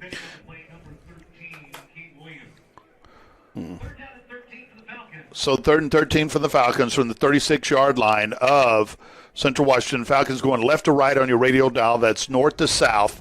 We're on the near side, west side. East side is the far side. 3 wide receivers on the near side, 1 on the far side. Got to check with me. Harris, the running back. No, check that. That's Cam Tyler, the running back, to the far side of Cannon Gibson. There's a snap off shoe tops. Gibson in trouble. He's going to scramble. Now he's going to turn up the field, and he's going to get about 6 yards. He's going to pick up about 9 yards, let's say, because we're 3 yards deep. And Gibson being helped up by his teammates as the passing lanes were shut down. He was under pressure from the linebackers blitzing, and he's working his way upfield doing his best to just kind of look like he's going through the airport trying to make his flight. So it's going to be 4th and 6 from the 29-yard line of Central Washington. Ball in the middle of the field. 3 wide receivers to the near side, 2 to the far side, empty backfield. Again, if you're just joining us, we simulcast our radio broadcast on the Flow Sports broadcast here, so that's why you get more detail than probably what you're used to with a TV broadcast. Gibson takes the ball. He's going to throw. The wide receiver cannot come back down. He slips and falls, and Gibson again gets hit by the linebackers as they're kind of abusing him on that series. Chad? What are they doing different to get to Gibson? Yeah, it's pretty clear. You know, up to this point, our receivers, they've just been able to go deep and really just be more athletic than the corners, and it's clearly not the case. And we keep going back to that. And where we've had success is all our crossing, our bubbles, our screens, and we really need to go back to that because they're just giving it. They're giving us 5 yards. We can take that all day. Dink and dunk. Mike Leach, dink and dunk. 1st and 10 for Central Washington from their own 29-yard line. Ball in the middle of the field. 1 wide receiver the other side of the ball. Wing back in the backfield. There's going to be a snap to McGill. McGill's going to go deep, and that's going to be overthrown by about 10 yards. Intended receiver was number 2, and that is going to be Jalen Grable from Portland, Oregon, a transfer from Idaho, University of Idaho. So it's going to be 2nd and 10 for the Wildcats from their own 29-yard line. Chad? Yeah, played in Idaho, Monty, in the old Kibbe Dome. Played against Newsmeyer, the quarterback at LSU's dad. Oh, really? Did y'all win? No. Here we go. 2 wide receivers on the near side, 1 on the far side. Now man in motion to the far side. That's a tight end. And that's going to be, again, a run here to the near side by McGill. And good Lord, he falls further than he ran. And that's going to be a pickup of about 5 yards. So it should be 2nd and 5. Third. So 3rd and 5. Check that. Thank you, Chad. So the Falcons need to bow up here, as really both offensives a little lethargic coming out to me, Chad. Maybe it's the outstanding defense being played. Yeah, it's like a chess match. They're trying to see what's going to work against this defense. That's Mari Bedford in the middle, 3-man front, press coverage on the wide receivers at the line of scrimmage. There's going to be a snap. It's going to be a throw over here to the near side, and it's going to be caught, but, they get the first down. So it's going to be 1st and 10. That's going to be number 10 on the reception. That's going to be Logan Brady from Stellacom, Washington. I think that's his 2nd catch today. So 1st and 10 for the Wildcats from their own 40-yard line. 12-13 left to go with the clock running in the 3rd period. Wildcats going right to left on your radio dial from south to north. They've got about the 10, 15-mile-an-hour wind behind them. There's the snap. McGill's going to run. He's going to quarterback draw, and he's up the middle of the field, and he is just elusive as a Dickens. And he's going to pick up about 9 yards, I think, Chad. And we had some extracurricular activity going on. Yeah, it's really their only play. They're just running quarterback draw. That was the big gain in the first half, the big 40-yard game. They're just going to keep doing it. They've tried the zone. They've tried outside. It's not working. So look for a lot of that and then some play action off of that. So 2nd and 1, check that, for Central Washington from their own 49-yard line. There's a snap. McGill's going to give the ball to Phillips, and Phillips is going to fall, and he's going to get just beyond the line of scrimmage for the first down. So 1st and 10 for the Wildcats at the 50-yard line. Yeah, it looked like his knee was down before he crossed the line, Monty. I was thinking that too, Chad, but he brought that out late, and they had already moved the chains. His knee went down, then he stretched the ball out. Yeah. Should have been on the other side of the 50 there. 1st and 10 for the Wildcats. 2 tight ends now in motion to the far side. One is a wingback. 4-man front for the Falcons. There's going to be a fake to Bumgarner. Phillips, check that. There's going to be a throw down here, and that is off the mark. The intended wide receiver was number 1, who is Mason Juergens, and it was Jermaine Ravenel on coverage for the Falcons. Central Washington kind of reminds me of a service academy. Their passing game is not great. The running game usually is. The Falcons have really held their outside zone game in check. They're having a little success in between the guards. 10:26 to go in the 3rd period. Our score is 7-3. Falcons with a lead. Haven't scored since first period. Now it's going to be quarterback keeper here to the near side. Quarterback's going to bring it up and put his foot down and turn up field, and he's going to be tackled by Tristan Exline and Jacob Humphrey. Well, Sammy Ball would be proud. Yep, that looked like a Sammy Ball play, didn't it? Yeah. Sammy Ball, legendary quarterback for TCU and the Washington Redskins from West Texas. I interviewed him once. The radio station owner's wife prayed that he would not cuss, and he only said one bad word because he was prolific. But he was a great guy. 3rd and 7 for Central Washington. Now they got to check with me. 3 wide receivers the far side, 1 on the near side. Ball on the near hash mark. Running back behind the quarterback in a pistol formation. There's a snap, going to give the ball to running back, and he's going to run right smack dab up the middle and meet Tristan Exline, Trey Yanez, and Jacob Humphrey, and Malik Allen. And I guess we've been down in there. We've been on the tackle too because we're the only 2 guys that weren't in on that. So it's going to be 4th and 5 for Central Washington. Going to punt. This is going to put Heston Kelly at about his own 7-yard line. The punter, number 45, is Wyatt Redding. He's standing at his own 40. So I want to make sure they don't fake this. And there's going to be the snap, and there's going to be the kick. Heston's calling for a fair catch, and he's going to down the ball at about the 7-yard line of the Falcons. So it'll be 1st and 10 for the Falcons. What we need is a long, sustained drive with some points on the end. 8:57 to go. Falcons up 7-0. What do we got? We got a penalty? Yep. Well, we got a flag down Let's at about the see what they 30-yard call. line.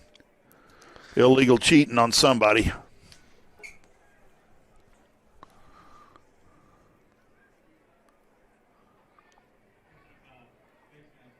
Oh, there we go. Face mask on Central Washington. Terrific. So it'll be 15 yards tacked on at the end of the run. So that's going to put the ball on the 22-yard line, if my math is correct, even though I went to Texas Tech.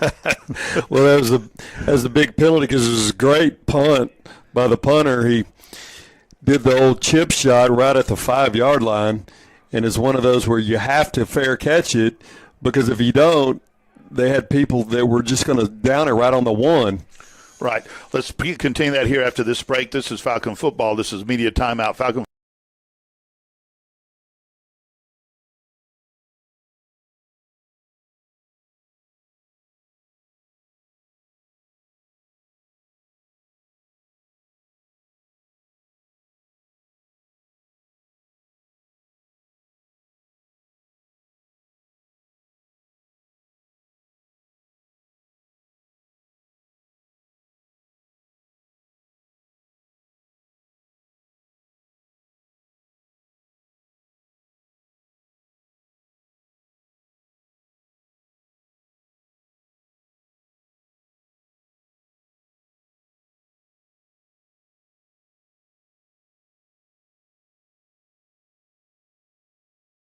Back, ladies and gentlemen, here at legendary Ratliff Stadium in Odessa, Texas, home of Friday Night Lights. Mojo and the Odessa High Broncos, they played last night. Mojo, Odessa Permian won 49-7 in their annual crosstown rivalry game. And right now, we've got a 7-3 lead by the Falcons over to Central Washington University with 8:57 left to go in the third period. And Chad, you were making a continue on your point. Before we went to break, please. But just a good punt by the Central Washington punter. He did this kind of chip shot type punt. It was gonna, if you didn't fair catch it, they were going to get it on about the 1-yard line. So we fair caught it, and then we got a face mask penalty in the Falcons' favor, and so now we have it on the looks like the 22 yard line. 1st and 10 for the Falcons. There's a snap. Gibson's going to look back over here. He's going to go to the wide receiver. It's caught by Jace Wyatt, then it was knocked out. King Williams on defense. That play is not working well. No, look, it's clear at this point. We know what Central Washington is going to do. They're taking away our outside pass plays, all the fade routes, go routes. They got a spy on the quarterback. They don't want him running. So it needs to be a lot of rubs, Picks. Picks, draws, swings. Anything in the middle is wide open. There's a snap, going to give the ball to Harris, and he's going to work his way upfield, and he's going to get a first down. And that's the best run by Corey Harris in a couple of games. That's outstanding. And we've got an offensive lineman that looks like is Mekhi Pickney, and he's going to come off. Nope, he's going to stay on the field. He is tougher than a boot. Yeah, got his ankle rolled up. That feels good. So it's going to be 1st and 10 for the Falcons from their own 33-yard line. 3 wide receivers the far side, 1 on the near side. Ball on the near hash mark. Going left to right on your radio dial. There's an errant snap. Gibson's trying to get it, and he's going to throw it downfield. Oh. And my goodness gracious, King Williams had Jace Wyatt. It looks like they were at a middle school, junior high dance. He had him wrapped up so tight. It was going to be pass interference, but he stepped out of bounds. Oh, so he that stepped out of bounds. It was going to be penalty. pass interference, but he stepped out of bounds, so he can't be the first one to catch the ball. Got to stay tough down there and not get driven out of bounds, Monty. Sometimes it's tough with those guys hanging on you like that. So 2nd and 10 now from the Falcons from their own 33-yard line. Ball at the near hash mark. 3 wide receivers far side to the near side. Empty backfield. Gibson's got the snap. He's looking downfield. He's under pressure. He's going to get snapped, and that ball was going to be a incomplete pass, but I thought it was going to be a fumble. But they're killing us on the edges right now, Chad. They are bringing everybody, and that's number 48 for Central Washington. Well, that's what I talked about. He actually had some time, but we're kind of running some plays that take a little time to develop. Sure would like to see those that bubble again. Every time we ran the bubble, we've gotten 6 yards. Tyler King, defensive lineman, 6'5", 250, redshirt sophomore from Happy Valley, Oregon, and he dang sure made Cannon Gibson not very happy. So it's going to be 3rd and 10, empty backfield, 3 wide receivers, far side to the near side, ball on the near hash mark. Gibson takes a snap, and he's under pressure, and he's going to throw there, and it's going to be knocked out. Their defensive backs are on us like stink on garbage. I'm telling you, it is unbelievable how good they're playing right now. And that's Jalen Owens from Portland, Oregon, redshirt senior. And we're just not getting anything on the fade. Well, those are just such low percentage plays. And the one luxury we have, Monty, is we have big, strong receivers that block really well. Let's use them. Right. So Jalon Cabello to punt. Their punt returner standing at his own 28-yard line, and that's going to be a punt that hits at the 40 and it's going to roll out of bounds at about the 35. That's the least successful punt Jalon has had tonight. He's been under pressure all night. They're very physical, Central Washington is, on the defensive line, and they exploit that. And they do a great job of applying pressure to Cannon Gibson, the punter, and Coach McCullough and his guys are going to need to figure that out. So it's going to be 1st and 10 for Central Washington from their own 37-yard line. Ball's on the near hash mark. They got 2 wide receivers to the near side, tight end to the near side, running back to the far side of Kennedy McGill, the quarterback. There's going to be the snap. He's going to give the ball off to the running back. He's going to hit off of the far tackle, and he's going to pick up about 7 yards, and that was number 5, Justice Taylor, out of Lakewood, Washington, with the run. They got 3 running backs that all look the same. If you didn't have the different numbers, you wouldn't know who they were. Well, they're all built the same. 5'10", 2 1/4. Yeah, the center of gravity around their ankles. Kind of remind me of the old Kingsville teams back in their heyday. 2nd and 1, 9-yard pickup for the Wildcats. Got both tight ends now coming to the near side in a power package. 2 wide receivers to the far side. Running back to the near side of the quarterback. He's going to hand the ball off. Running back is going to pick it up. That's going to be number 5 again. That's going to be Taylor. And Lane Horak on the tackle for the Falcons.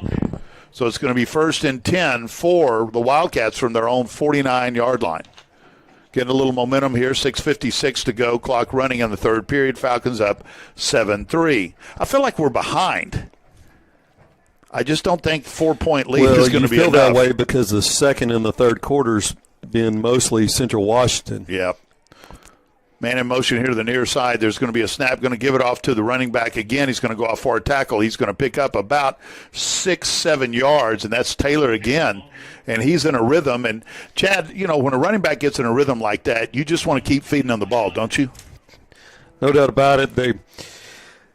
And maybe we are tired, but Central Washington's banking that the defensive line is getting tired, and they're starting to run that outside zone that they're known for. Malik Allen on the tackle for the Falcons. 2nd and 3. Ball on the 44-yard line of the Falcons. Ball on the far hash mark. 2 wide receivers on the far side, 1 on the near side. There's going to be another run, and that's going to go to Taylor. Yeah. Oh, my goodness gracious. And he just met Tristan Exline, and I don't think he wants – and Lane Horak, and he didn't want to do that again. Let me make sure. Yes, Tristan Exline gets him, and then Lane Horak comes and cleans up. Trey Yanez gets an assist. Textbook tackle by Tristan. Yep. Tristan's dad told me last week, I was talking to him at halftime, and he goes, my son loves to play the game of football. He just loves the game, and he plays like it, doesn't he? And I said, yes, sir, he does. He's kind of the natural at that linebacker position. 3rd and 3 for the Wildcats. Ball at the 44-yard line of the Falcons. There's a snap. He's going to throw it. Ball's coming over here to the near side. And did he catch that ball? Holy smokes. That was an awesome play by Juergens. and Jelani Jefferson made the tackle. So it's 1st and 10 now for the Wildcats from the 40-yard line of the Falcons. Ball on the near hash mark. That was an outstanding catch. Biggest play of the game so far. And there's going to be a running back coming here to the near side. That's going to be Taylor. He's going to cut back, and he plants his foot and turns upfield. And that's going to be X-Line and Jacob Humphrey on the tackle. And or is that Jelani Jefferson? I'm sorry. Jelani Jefferson. And we're just getting kind of pushed around a little bit, and somebody called a timeout. I think it's us. No, it's a media timeout? No, it looks like a player down. Somebody's down. Where? Oh, one of ours. Let's take a break. We'll come back on the other side. This is Falcon Football on 95X and Flow Sports. That one may be serious. Let's see. It's Malik. Let's see. Okay, we can't talk about the specific injury. We just say that he's had a lower body injury or something like that. He got rolled up. Let's see if he walks off here. He got rolled up. Is he putting any? Yeah, he's putting some weight on it.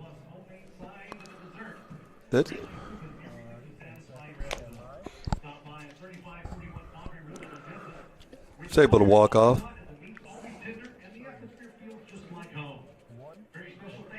And we're back here at Ratliff Stadium in Odessa, where the Falcons have a 7-3 lead with 4:38 to go in the third period. We had an injury timeout. That was Malik Allen that was injured, our outstanding defensive end, and he just got rolled up on, and he was able to get off of the field on his own power. But they're going to check him out. They're going to have to kill him to keep him off the field, I guarantee. And we've got a media timeout still going on, and we've got the Falcon dance team out between the 20 and the 10. I don't know if I've ever seen that before. No? The dance team and the entire football team on the field at the same time. That's kind of interesting. But we got the media timeout. We got the guy with the red hat here who's holding up everything, and that's our media timeout guy. So now the dance team goes off the field. Malik Allen is replaced by Gary Holmes. Nope, number 94. Play action. There's going to be a throw down to the far side going into the end zone. That's going to be overthrown. He overthrows the ball a lot. That's David Walker, who's in there from the transfer from Texas Southern. Yeah, their passing game is weak at best. Not exact. No. So it's going to be 3rd and 1 for the Wildcats. They're at the 31-yard line of the Falcons. Falcons defense needs a bow up here.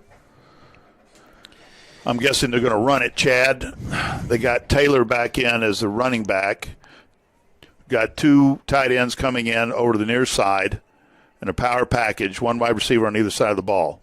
There's going to be the snap's going to be quarterback keeper, and he's not going to get it. He's not going to get it as the Falcon defense bows up, and that's going to be Will LeBlanc, the nose guard. LeBlanc, who's in there, and he absolutely destroys that play, along with Jacob Humphrey. So 4th and 1 from the 31, and it looks like the Wildcats are going to go for it with 4 minutes and clock running. Falcons have a 7-3 lead. Got a nationwide audience on Flow Sports tonight on their YouTube channel. This is a D2 game of the week. Appreciate everybody tuning into this game. You're getting a good one. So it's going to be 4th and 1. Power package by the Wildcats. They're going to give the ball off to the running back, and he's going to get it. That's Taylor. He's going to get a yard and a half, and that's going to be a first down. Right behind their All-American center, Slade Edwards. Yep. He and Mr. LeBlanc have been exchanging pleasantries all night. Treyana is slow to get up, a little gimpy. He's going to come off the field. Mikasa Otto coming in to relieve him. Amari Bedford, Kyle LeBlanc, David Walker, and Jacob Humphrey on the defensive line. X-line and So'oto, the linebackers. Kendrick Jones in the backfield with Ivoski Cunningham, Lane Horak, Jelani Jefferson, and Cayman Mathis. There's going to be the snap, going to give it to the running back. Nope, quarterback's going to keep it, and he falls forward for 5 yards every blooming time. He is very prolific at running. He gets yards after contact every time. Well, Monty, look for the best play that they have in their playbook right here. Fixing to happen. It's fixing to happen. 2nd and 8 for the Wildcats. The ball's at the Falcon 27-yard line. Ball just inside, just to the inside towards the middle of the field from the far hash mark. 3 wide receivers to the near side. Running back to the back behind the quarterback in the pistol. Tight end and a wing back position here to the near side. There's going to be the snap. There's going to be the quarterback, the Justice Taylor, the running back, who has had the bulk of the carries here in the second half, and that's going to be a pickup of about 3 yards, so it's going to be 3rd and 5. And that's probably their best play. Well, you can run behind Slade Edwards all you want.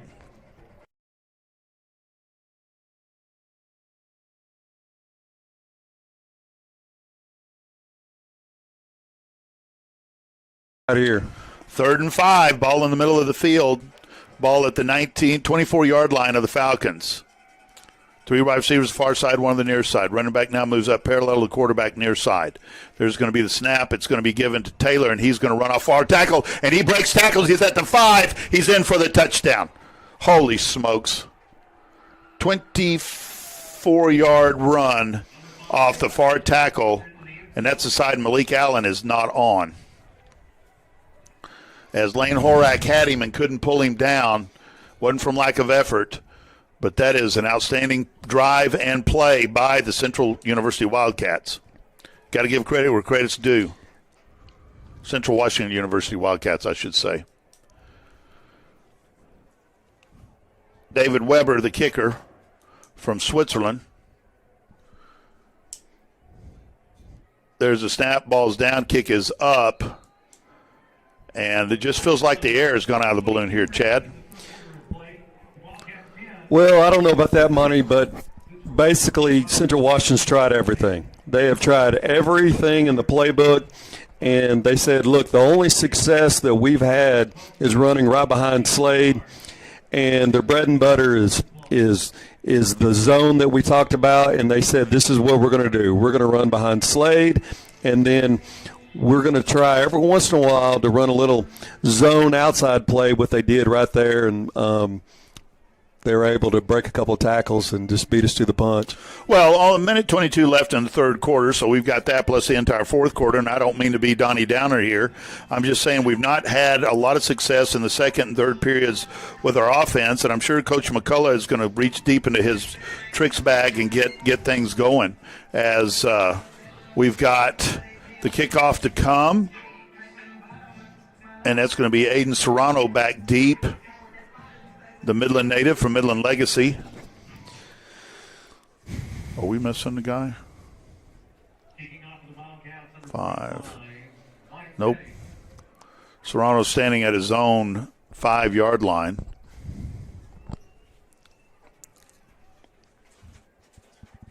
Wyatt Redding to kick off. He's the punter, too. And that's going to be waved for a fair catch by Heston Kelly over about the 8-yard line, but this will put it on the 25, so it'll be 1st and 10 for the Falcons from their own 25-yard line. Minute 22 left to go in the third period. Our score now 10-7, Central Washington with the lead. Yeah, Monty, the one thing that I still feel like we have a big advantage is our receivers, I feel like, are better than their secondary. I feel like they can get open on those guys. But the one thing that they said, hey, they've had a lot of success on previous games on this fade route. Let's not give them the fade route. There's a snap ball given to Cam Tyler. So they've taken our fade routes away, but we've had some success in the middle. I sure would like to see us go back to that. Want to thank Brantley Creek Barbecue and Excel ER for their sponsorship of these games this year, and Transglobal Productions, who does all of our camera work, best camera work in the league, in my opinion. Appreciate Bob Bailey and company. It's going to be 2nd and 7 with 50 seconds left, the clock running on the third period. 4 wide receivers on the far side, 1 on the near side. Don't remember this set. Gibson's got the ball. He's going to drop back. He's going to throw it over the middle to a wide open Ben 10 Patterson, and he's at the 20, the 10, the 5. Touchdown Falcons, and that's Ben Patterson, ladies and gentlemen. Ben 10 Patterson on the touchdown reception. What a terrific play. They hadn't seen that set either. I had not seen. Kenny Gibson again got clobbered after the play, but what a incredible pass and catch by Ben Patterson in the middle of the field by himself. Chad, describe this, please. Yeah, he came in and acted like he was going to run a little drag play, and it was really kind of more like a hitch and go in the middle of the field, and just sprinted straight up the field. Looked like he was shot out of the cannon. 75-yard pass and touchdown, and there's the kick up and good by Angel Diaz out of hold of Jolan Cabello and the deep snapper Carson Loeb. So the score now is 14-10 Falcons. Hallelujah, and thank you, baby Jesus. We're back in this one, man. 31 seconds left in the third period. Let's take a break. We'll come back to the other side. This is Falcon football.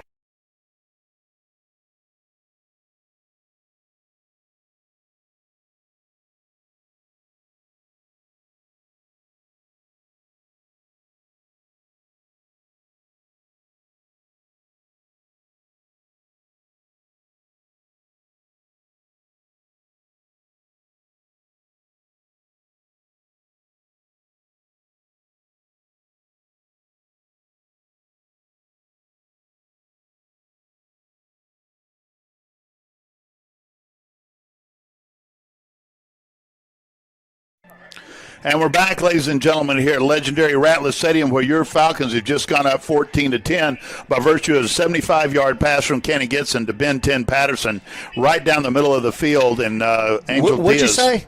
Ben 10 Patterson. What was the key word there? Down the middle of the field. Down the middle of the field, Coach. That's absolutely what you've been preaching, and they're hearing you there. So an outstanding play by the Falcons to take the lead again, 14-10 with 31 seconds left. Angel Diaz to kick the ball. He kicks it away, and it's going to be fielded at the – he called for a fair catch, didn't he? Yeah, and Monty, if I can take you back 2 years, you know, it really reminds me of the Bemidji playoff game. And if you remember what Bemidji did, they said the same thing. They said, man, we have these big, tall receivers. Yeah. They've been all year, they've been beating us on these fade routes. Let's not give that up. Right. And so with the only success we really had against Bemidji was in the middle. And if you remember the score, it was about the same as this score right now. What was the 10-3. 10-3 with one touchdown called back. Yeah. Bo Giannett receiving that kick for Central Washington to be 1st and 10 for the Wildcats from their own 25-yard line. Ball in the middle of the field. 2 wide receivers far side, 1 on the near side. Now man in motion to the far side. They're going to give the ball off to Phillips, and he's going to work his way up. He is hard to bring down, and he's finally tackled by the Falcons. And goodness, he bounced off a whole bunch of Falcons before he got tackled. And that's David Walker and Champ Mathis finally corralling him in. And Phillips, again, 2 weeks ago, the D2 National Kick Returner of the Week. And he is 5'10", 195 from Snoqualmie. I hope I said that right, from the folks from Washington. I don't mean to mispronounce it. Snoqualmie, Washington. And, Monty, all the defensive coaches will love to hear this. If I was a coach in the defense right now, I'd be telling the Falcons to get their pad level down. Yep. So usually, you know, if you've ever heard the low man wins, well, low man usually wins. And what's going on right now is this guy's pad level, his running back, is at everyone's ankles, and we're kind of tired of standing up a little bit, and he's able to bounce off that initial hit and get another 5 yards. We'll take a break as we start the fourth quarter. This is Falcon football.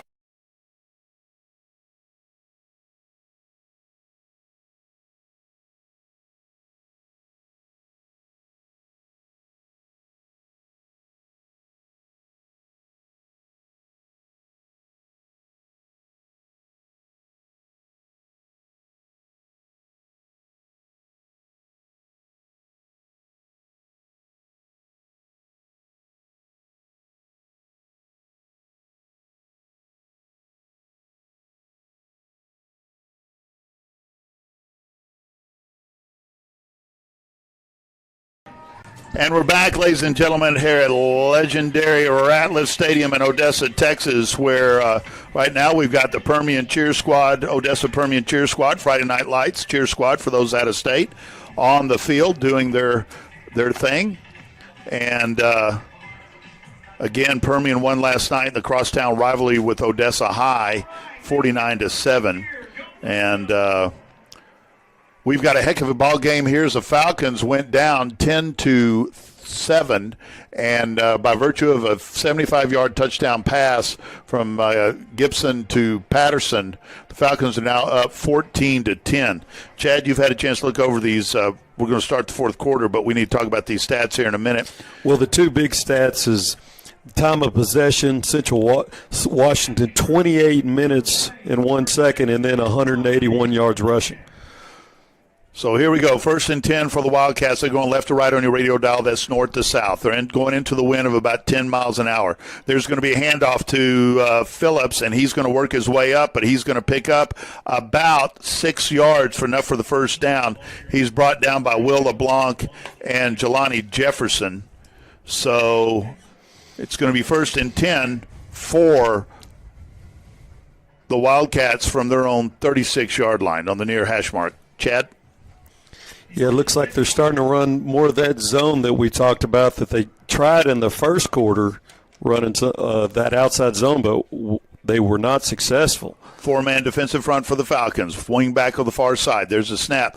Going to give it to Phillips again. He's going to try to get around the edge, and he breaks two tackles and finally brought down by defensive back, and that's going to be Ivoski Cunningham on the tackle, who fortunately got over there to help out as Amari Bedford and another Falcon just couldn't get over there. Kendrick Jones on that tackle, too, the former Lancaster Tiger over in the South Dallas area. Well, they have Phillips as the second-string running back, but we can clearly see why he started the game. Well, yeah, I mean, they've got 3 running backs that are outstanding. 2nd and 8. Ball on their own 38-yard line. There's a snap looking to throw here. That's got a wide receiver just squatting in that flat, and he caught it, and that's going to be a first down, and that's going to be tackled by X-Line. That's number 10 on the reception, Logan Brady. Chad?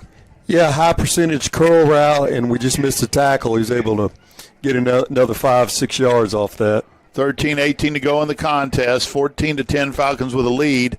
And the Wildcats have a little something cooking here as it's 1st and 10 for them from the Falcon 48-yard line. This has been a slugfest. Thank Ollie Frazier, Evander Holyfield, Mike Tyson, if you're younger. This has been a slugfest. There's going to be a hand. Oh, and the running back slips and falls on that turf, and he's down. I think did he get back to the line of scrimmage? No, he lost a yard. Lost a yard. That's the second time Phillips has had trouble with the turf here tonight. The Falcons' defense getting a little tired. Some things that weren't working for Central Washington in the first half are starting to open up a little bit. So Mikasa Oto's still out there at linebacker. We've got a 4-man defensive front. We're showing press coverage on the edges. The Falcons are 2 wide receivers far side, 1 on the near side. There's going to be a snap, going to throw, and the ball's batted in the air, and the Correll Coney cannot find it, the defensive back for the Falcons, but that would have been a heck of a pick if he could have had. Normally 3rd and long, you're thinking pass, Monty, but some of their most successful plays have been quarterback draw. I know, 3rd and 11, ball on the Falcon 48-yard line, 49-yard line, check that. So the Falcons need to bow up and hold them here to give the offense a chance to put more points on the board, because I don't think 14-10 is going to get it done for the Falcons. 3 wide receivers far side, 1 on the near side. Ball on the near hash mark. Running back to the near side of the quarterback. There's going to be a drop back. He's going to throw the ball, and that ball went smack dab in the dirt. I don't know if he lost his grip on the ball or not, but they're going to punt. So the Falcons have a chance here to be in business, Chad. Gary Holmes in on that play. Correll Coney, Jacob Humphrey, Champ Mathis. Great job by the defense. Jacob Humphrey doing yeoman work.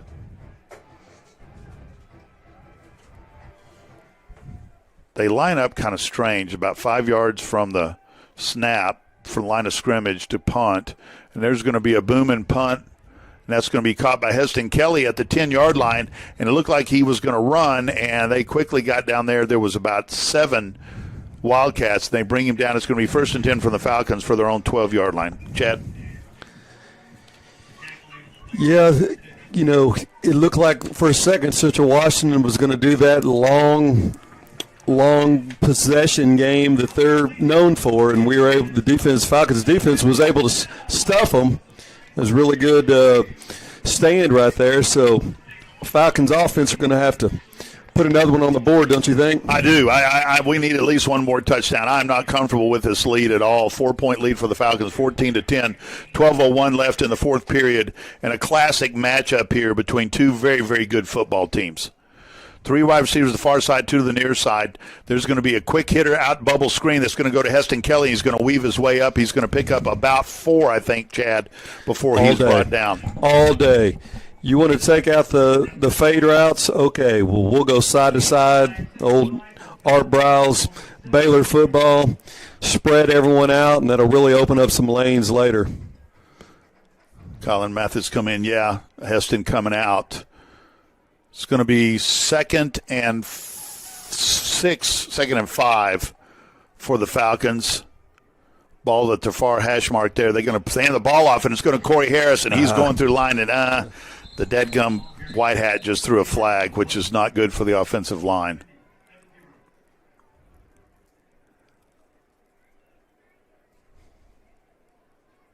Holding on the Falcons.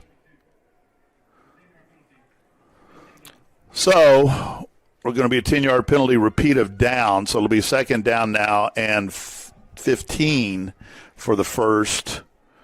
Ball will be at the 17-yard line, I believe. No, check that. It's going to be at the 8-yard line. Well, that's not good. So 2nd and a mile for the Falcons. 2 wide receivers to the near side, 1 on the far side, ball on the far hash mark. There's a snap. Gibson dropping back. He's under pressure. He's going to throw it over the middle, and there's a middle screen, and it's going to be caught, and it's going to be brought over here to the 20-yard line, and that is that Corey Harris? Yes. Corey Harris, who's developing into quite a receiver, as that was just a screen play. And middle screen, Chad, describe that, please. Yeah, when they kind of get in a prevent D, you know, you make them look like you're going to go long and nice little pass and let the big guys run up there and block for you. 3rd and 3 for the Falcons. Ball on the near hash mark. Ball's at the 18-yard line. Check that, 19. 3 wide receivers the far side, 1 on the near side. Tight end, and there's going to be Cannon Gibson. He's going to try to run the ball up the middle, and he dadgummit didn't get it as he was tackled by number 44, Colson. Check that, 29. Colson was standing over him. 29 on the tackle. That's Logan Lishernis from Puyallup, Washington. Well, that fizzled out.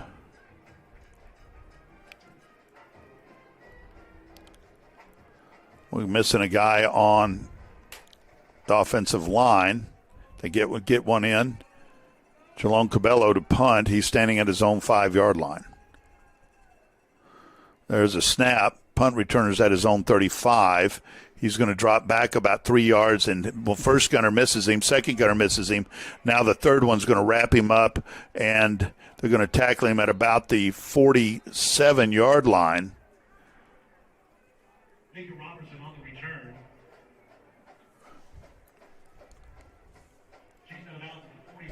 43-yard line is where they're going to spot that.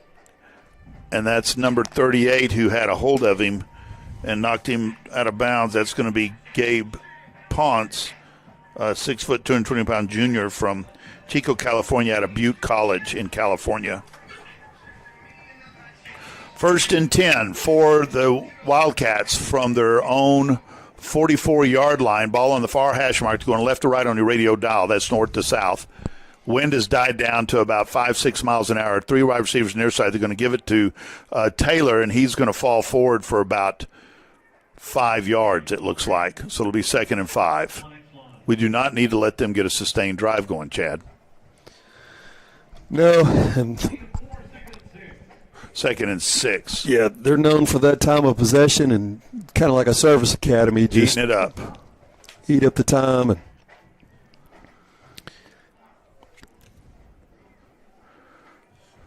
So 2nd and 6 from the 48-yard line of the Wildcats. 3 wide receivers the far side, wing back the far side.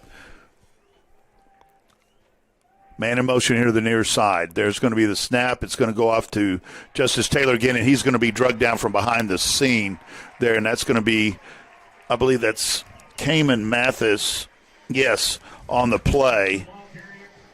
What a great play by Cayman Mathis, the sophomore at DeSoto, Texas. DeSoto and Will LeBlanc helping with the assist. Just an outstanding football program, coached by Cayman's dad, Claude. He's playing with his brother, Champ, and a couple other Mathis boys on this team. Yep. So a total of about 4, I think. I think they superseded the Kellys, who have had 3 athletes at UTPB, 2 sons and a daughter. And the Mathises have 4. So it's going to be 3rd and 12 for Central Washington. There's going to be the snap. Quarterback's going to drop back. He's looking over the middle. Dadgummit, they did it again. Ball came out. Are they going to call it incomplete, Chad? Nope. He said he was down, so they're going to give him the first down. And that was number 2 on the reception, Jalen Grable. Great catch by him. 7:37 to go in the game. Ball on the 48-yard line of the Falcons. 46, check that. 4-man front for the Falcons. Press coverage. There's going to give the ball to running back Justice Taylor, and he's going to thread his way up for about a 7-yard pickup, Chad. yeah, you got to be disciplined on that. You know, when those lines get out there and they create these lanes, it just makes you, it's so tempting to run through one of those. Right. But if you do, it's just cut back and they get 5 yards. 2nd and 2. Ball on the 38-yard line of the Falcons. Long snap count, going to give it to the running back again. He's going to go off the near tackle, and he just does not go down. And they're going to have to, X-Line's going to have to wrap him up. And Taylor right now has been their biggest weapon, Chad. Gary Holmes couldn't get him. Yeah, how you stop that is you actually run parallel to the line of scrimmage, and you kind of just stretch them out and run them out of bounds where they don't get a lot of yards going forward. They just go lateral. And it looks like we're just getting a little tired and not being able to do that like we were forcing that grade in the first quarter. 1st and 10 for the Wildcats from the 24-yard line of the Falcons. 2 wide receivers, 1 wide receiver on either side of the ball. There's a snap. Kenny McGill's going to take the ball. He's going to try to run off tackle, and he doesn't get very far, as that's going to be tackled by Jacob Humphrey and Jacob Humphrey and Champ Mathis. Well, Monty, we're definitely in 4-down territory. They're not going to kick a field goal. That's not going to do any good. 2nd down and 10 as McGill got back to the line of scrimmage. We'll see if we can hold them. Ball the near hash mark. 2 wide receivers the far side. Power package otherwise. 2 tight ends the far side. Different running back. Phillips is in. Going to snap the ball, give it to Phillips, and he's going to break off the far tackle, and he's going to be tackled by Champ Mathis. That 1-2 punch is just deadly between those 2 running backs. It is. Champ Mathis in on the tackle. I think he had help from Elijah Gerard out of Cypress, France, in Houston. So 3rd and 3. Falcons need to bow up here. Ball on the far hash mark. 2 wide receivers the far side. Running back to the near side of the quarterback. Kenny McGill changing the play. Offensive line adjusting. There's the snap. He's going to give it to Phillips. Phillips is going to go off that far tackle again, and he's going to pick up the first down and then some. It's going to get him down inside the 10-yard line. 4:33 to go. Clock running. Falcons have a 14-10 lead. So it's going to be first and goal from the Falcon 8-yard line. Ball on the far hash mark. 2 wide receivers near side, 1 on the far side. Phillips, the running back. Going to give him the ball. He's going to try to come off the near tackle, and he's going to be tackled by X-Line. Central Washington's definitely not in a hurry. No, they're eating all the clock they want. They can score. They don't want to give us any time. 3:45 clock running. 14-10 the score. Falcons in trouble a little bit here as it's going to be 2nd and 6. 2nd and goal from the 6-yard line. Check that.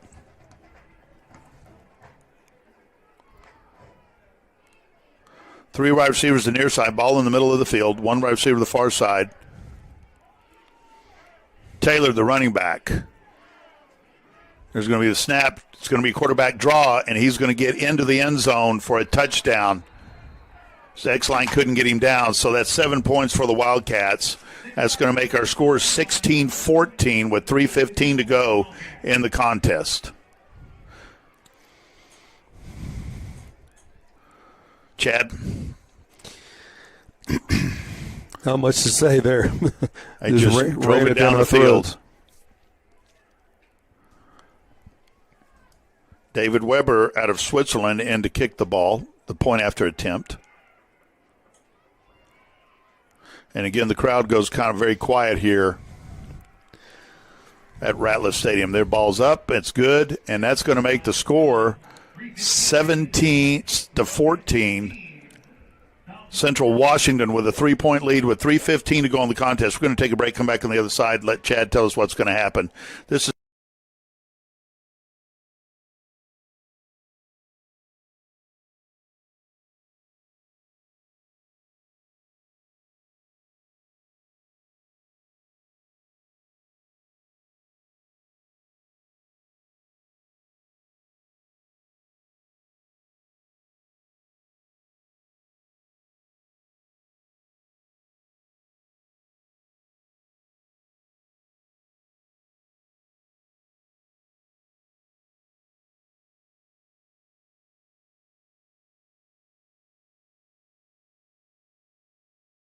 back, ladies and gentlemen, here at Ratliff Stadium in Odessa, Texas, where the Central Washington University Wildcats have just taken a 7-14 lead, their second lead of the night over your UTPB Falcons.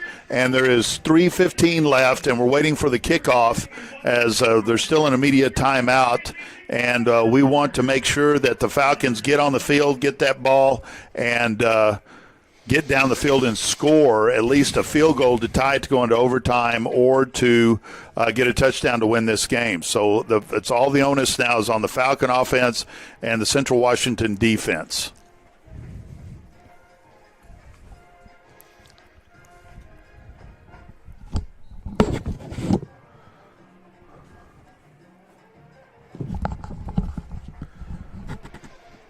So Aiden Serrano back deep to receive the kick as Heston Kelly is still on the sideline. He was injured on the last pass he caught.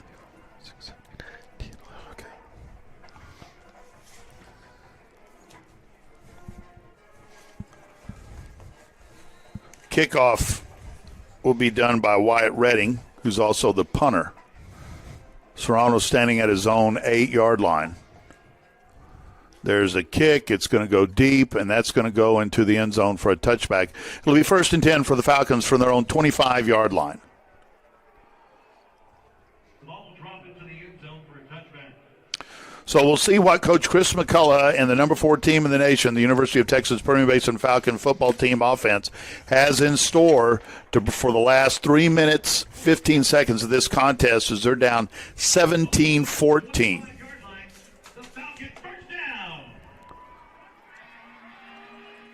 Ball's on the near hash mark. 2 wide receivers on the near side, 3 to the far side, empty backfield. They've got to check with me. 4-man defensive front for the Wildcats. There's a snap. They got twist and stunt coming. Gibson's in trouble. He's going to throw the ball to the wide receiver at the first down marker, and he's loose in the middle of the field, and that's going to be McKenzie, I believe, and he's going to be tackled for about a 14-yard gain, so that's going to bring the ball up to the – it's going to be to the 40-yard line, so that is a 15-yard pickup by McKenzie, helping out his quarterback, catching the ball on the far side and bringing it back to the middle of the field. Ball is at the X's on the middle of the field at the 40-yard line, and it's going to be, again, empty backfield, 2 wide receivers far side, 3 of the near side. Gibson's got the snap. He's looking downfield. Here comes the blitz, and he's in trouble again. And I tell you what, he spent too much time with number 42, Chase Lloydhammer. Kenny Gibson has. He's tired of seeing him come in and get him. And that's going to be a timeout called by the Falcons, I believe. That's going to leave them. I'm trying to see how many timeouts they have left. Falcons have 2 left, and Central Washington has 3. 2:27 to go. 14 for the Falcons, 17 for the Wildcats. Ball is on the 34-yard line. Plenty of time to score. 40-yard line, I'm sorry. Of the As Falcons. you know, we can score really quick, and so with the 2-minute, you still have the 2-minute timeout plus 2 other timeouts. So plenty of time to score. They've just been killing us off the edge here in the latter part of the game. Well, this half, I should say. And they are twisting and stunting up front, something fierce. Bringing everything they got, Chad, which is what you'd expect. Yep.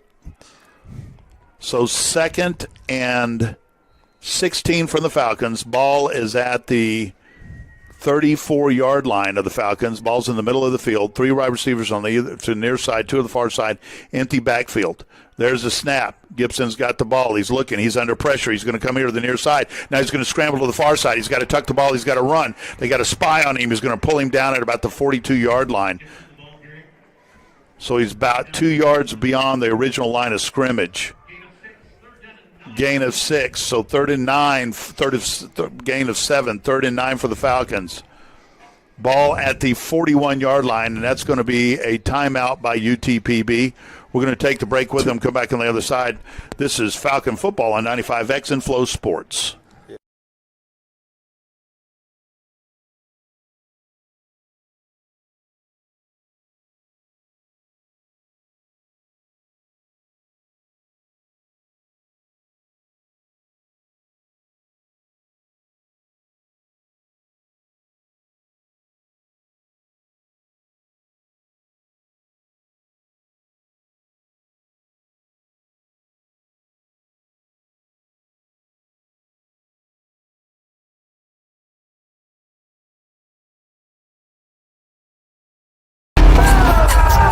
Legendary Ratliff Stadium in Odessa, Texas, where we're in the 2-minute timeout. 2 minutes left in the half. The Falcons down 17-14 as the Central Washington Wildcats have averaged over 60 points a game. The Falcons have averaged a lot more points in 14, and this has been a defensive battle. And you have to give credit to the Central Washington Wildcat defense for taking away the sideline fade routes. And their stunning and twisting and blitzes have really wreaked havoc with the offensive line of the Falcons. Falcons defense, the number 1 in the conference, has done a good job for the most part of shutting down their offense. Just a couple of key plays that they've been able to get away and score with, and they had their longest sustained drive on their touchdown with Kennedy McGill going in, their quarterback, for the touchdown before this series for the Falcons. So the Falcons have a 3rd and 9. The ball is at their own 41-yard line. 3 wide receivers on the near side, 2 to the far side in a stacked formation. Kenny Gibson in an empty backfield. There's a snap. Gibson's looking. Now he's going to have to roll. He's under pressure, and there's going to be a flag that's probably going to be holding, and there's going to be interference. So this will probably be offsetting penalties, I'm afraid, as the intended receiver was number 80. That's Kylan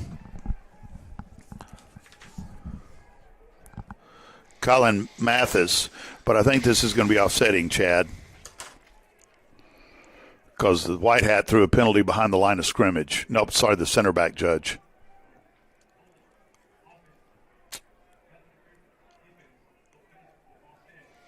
All right, here we go, do-over. So we'll play third down, so it's going to be 3rd and 9 from our own 41-yard line. Falcons need to convert on this. They've got 2 downs to get the first down, and we need 7 points with minute 53 left to go in this contest. 3 wide receivers near side, 2 to the far side, ball on the far hash mark. Gibson looking over the defense. 3-man front for the Wildcats. Now we got to check with me. 9 seconds and running on the play clock.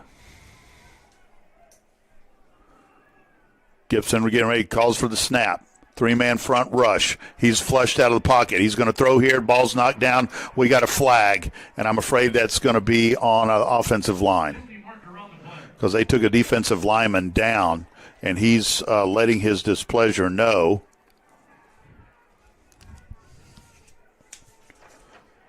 Chad? Yeah, when you get in this point of the game, sometimes they call it 50-50 balls for a reason. Sometimes you're just going to have to let it go. Looks like we're being a little too patient, trying to wait for something to open up, maybe get wide open. You just can't do that. It's the game's on the line. At this time, you're going to have to let a couple of them go, right? Yeah, they declined that penalty. So it's going to be 4th down. 4th and 9. Here's the ball game, Chad. 4th and 9 from the 41-yard line of the Falcons. 4 wide receivers near side, 1 on the far side. Last time we had this formation, we had a first down by McKenzie in the middle of the field. Gibson taking the snap, 3-man front. Gibson's in trouble. He's going to be sacked. That's the one thing you can't do when the game's on the line. Holy smokes. You have to be able to throw it up. You have to be ready to throw it up. And that sack was done by Montalino Masunu, a 290-pound, 6-foot senior from Bellevue, Washington.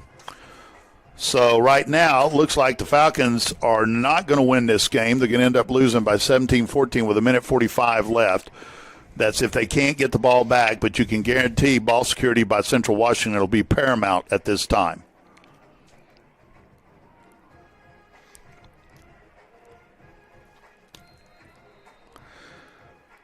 First and 10 for Central Washington from the Falcon 33-yard line. 2 wide receivers the far side. There's a snap, going to give the ball to Taylor, and he's going to just run up the middle, and they're in no hurry, Chad. Clock running. Falcons have got 2 timeouts, so they call it timeout. So they will have to punt, or if they choose to, I guess they could kick a field goal. Yep. Let's take a quick break, come back on the other side. This is Falcon Football on 95X and Flow Sports.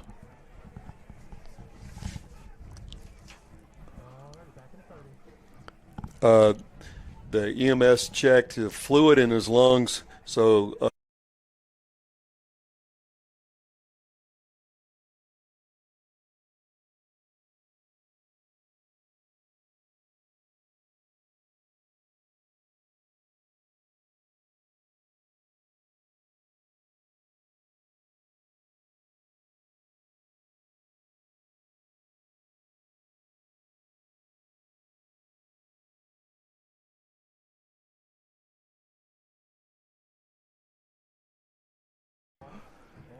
And we're back at Ratliff Stadium in Odessa, Texas. Monty Montgomery, Chad Kelly, Matthew Rios running the board back at the station in Midland, and it's going to be 2nd and 7 for the Wildcats from the 30-yard line of the Falcons. They're going to give the ball off to Taylor again, and he's going to be dropped. He was hit behind the line of scrimmage by Champ Mathis on a blitz, but they couldn't bring him down. And so there's going to be another timeout, final timeout called by the Falcons. We're going to take another timeout. Before we do, I want to say Brantley Creek Barbecue and XLER, thank you very much for being our sponsors. We're going to take a quick timeout, be back on the other side. This is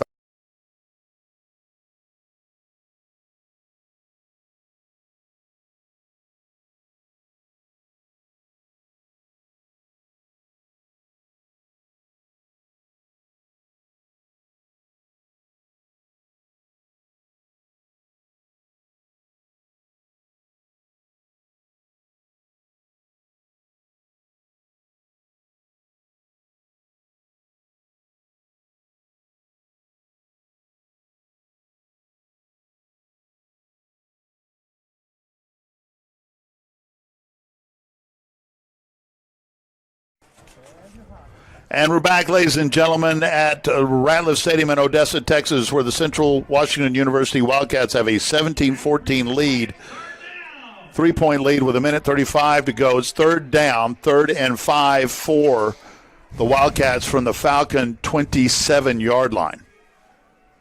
There's going to be the snap, and it's going to be given to the Taylor, the running back, and he's going to go off the far edge, and he's not going to get the first down. It's going to be 4th down, but they're in no hurry, as that was Jacob Humphrey on the tackle for the Falcons, the right defensive tackle, far defensive tackle.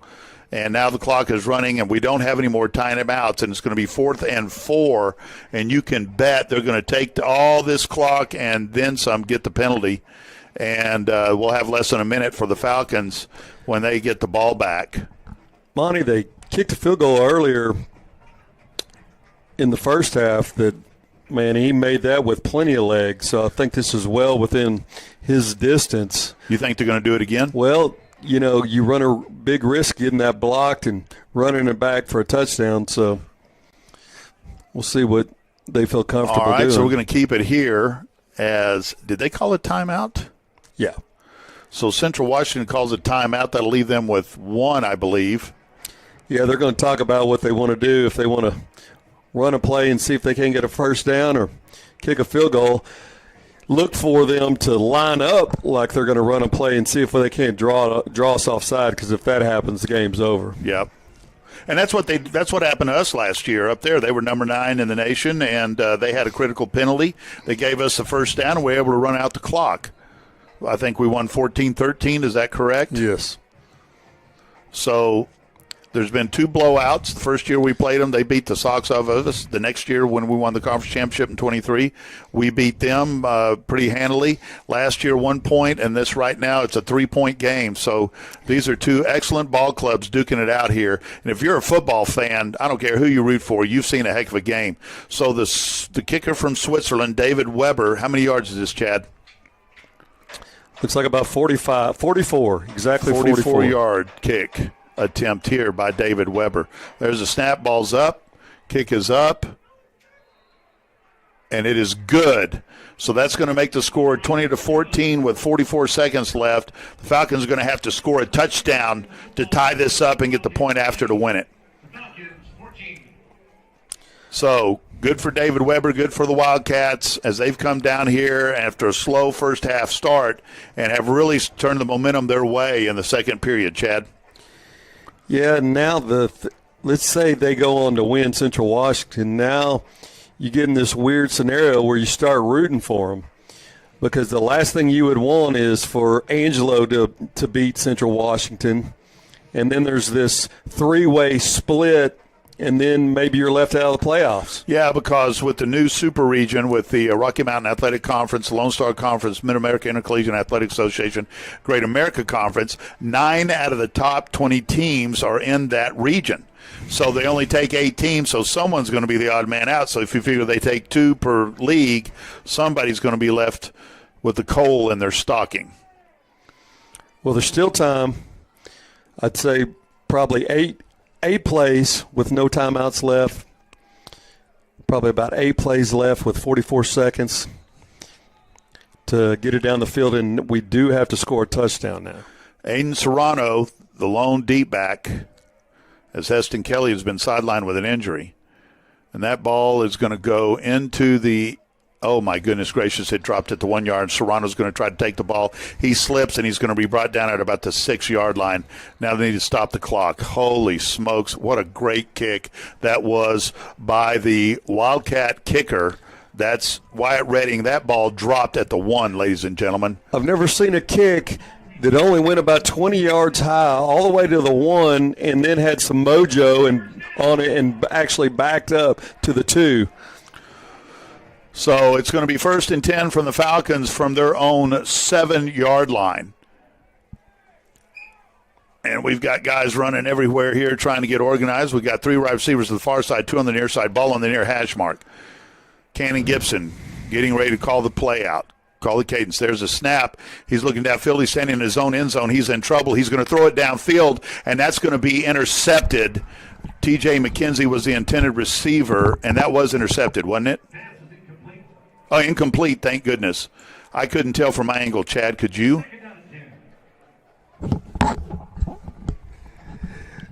No, we got away with one there. You think that should have been interference? I couldn't tell. They're just running too close to the They sideline. were battling each other. So it's going to be 2nd and 10 for the Falcons from their own 7-yard line.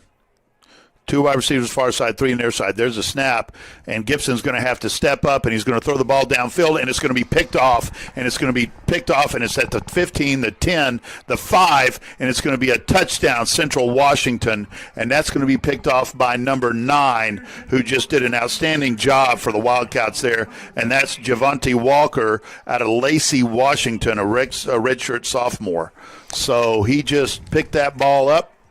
Cannon threw it a little soft, and he undercut the route, and that's going to be it, ladies and gentlemen, as the Falcons are going to go down to defeat here to Central Washington, and it's going right now. The score is 26-14, and yeah, you hate to see that because it's going to look like the game wasn't as close as it was, and that we had the lead, the majority of the game.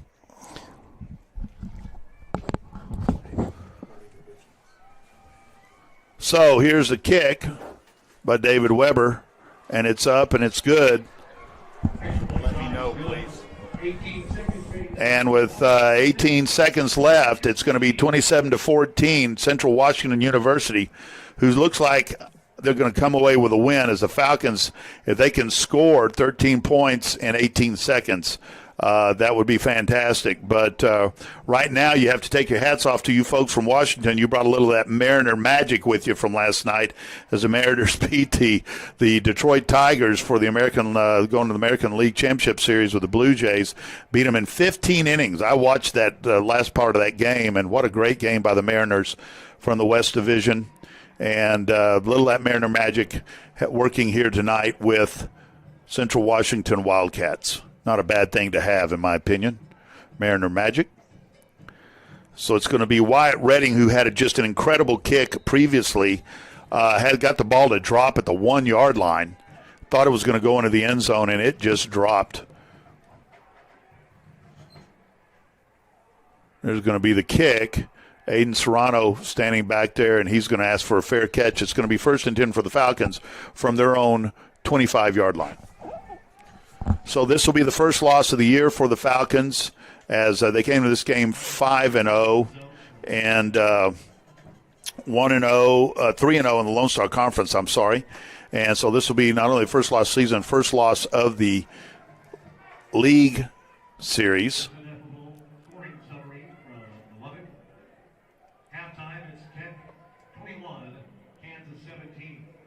So Tech had a 21-0 lead, raced out 21-0 lead, and Jaden Daniels and the Kansas Jayhawks have scored 17 on Tech, and so it's 21-17 at the half. That score. Here it's 27-14. There's a snap. The ball's going to go to T.J. McKenzie. Whoop, check that. That's going to be to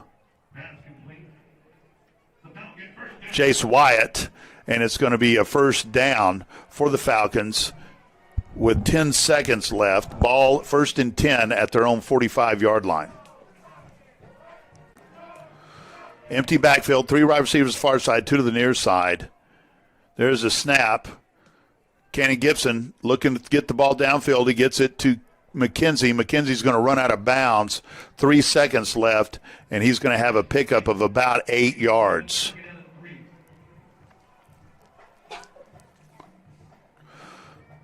Second down and 3, so 7-yard pickup for McKenzie. It's going to be 2nd and 3 for the Falcons from the 48-yard line of Central Washington. Again, empty backfield, 2 wide receivers near far side, 3 on the near side. There's going to be a throw over the middle, and the wide receiver is going to be running it downfield. That's Aiden Serrano, I believe, and that may be his first collegiate catch. and that's going to run out the clock, and that's going to end the game, ladies and gentlemen. Central Washington comes into Odessa, knocks off the number 5 team in the nation, 27-14.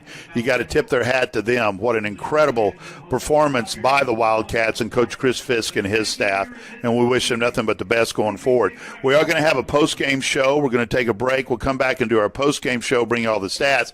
The post-game show is not carried by Flow Sports, so we appreciate all you folks listening on Flow Sports, watching the game. Thank you for tuning in from around the country. We appreciate you being here. If you want to listen to the post-game show, you can listen. It'll be on terrestrial radio here on 95X, and you can go to 95xlive.com. That's 95xlive.com if you want to hear the post-game show. Thank you all for tuning in. To all the folks from Washington State, congratulations on your win. Go Mariners, and good luck the rest of the season. This is Falcon football going down in defeat tonight, 27-14 to the Central Washington Wildcats, and we'll be back in a few minutes with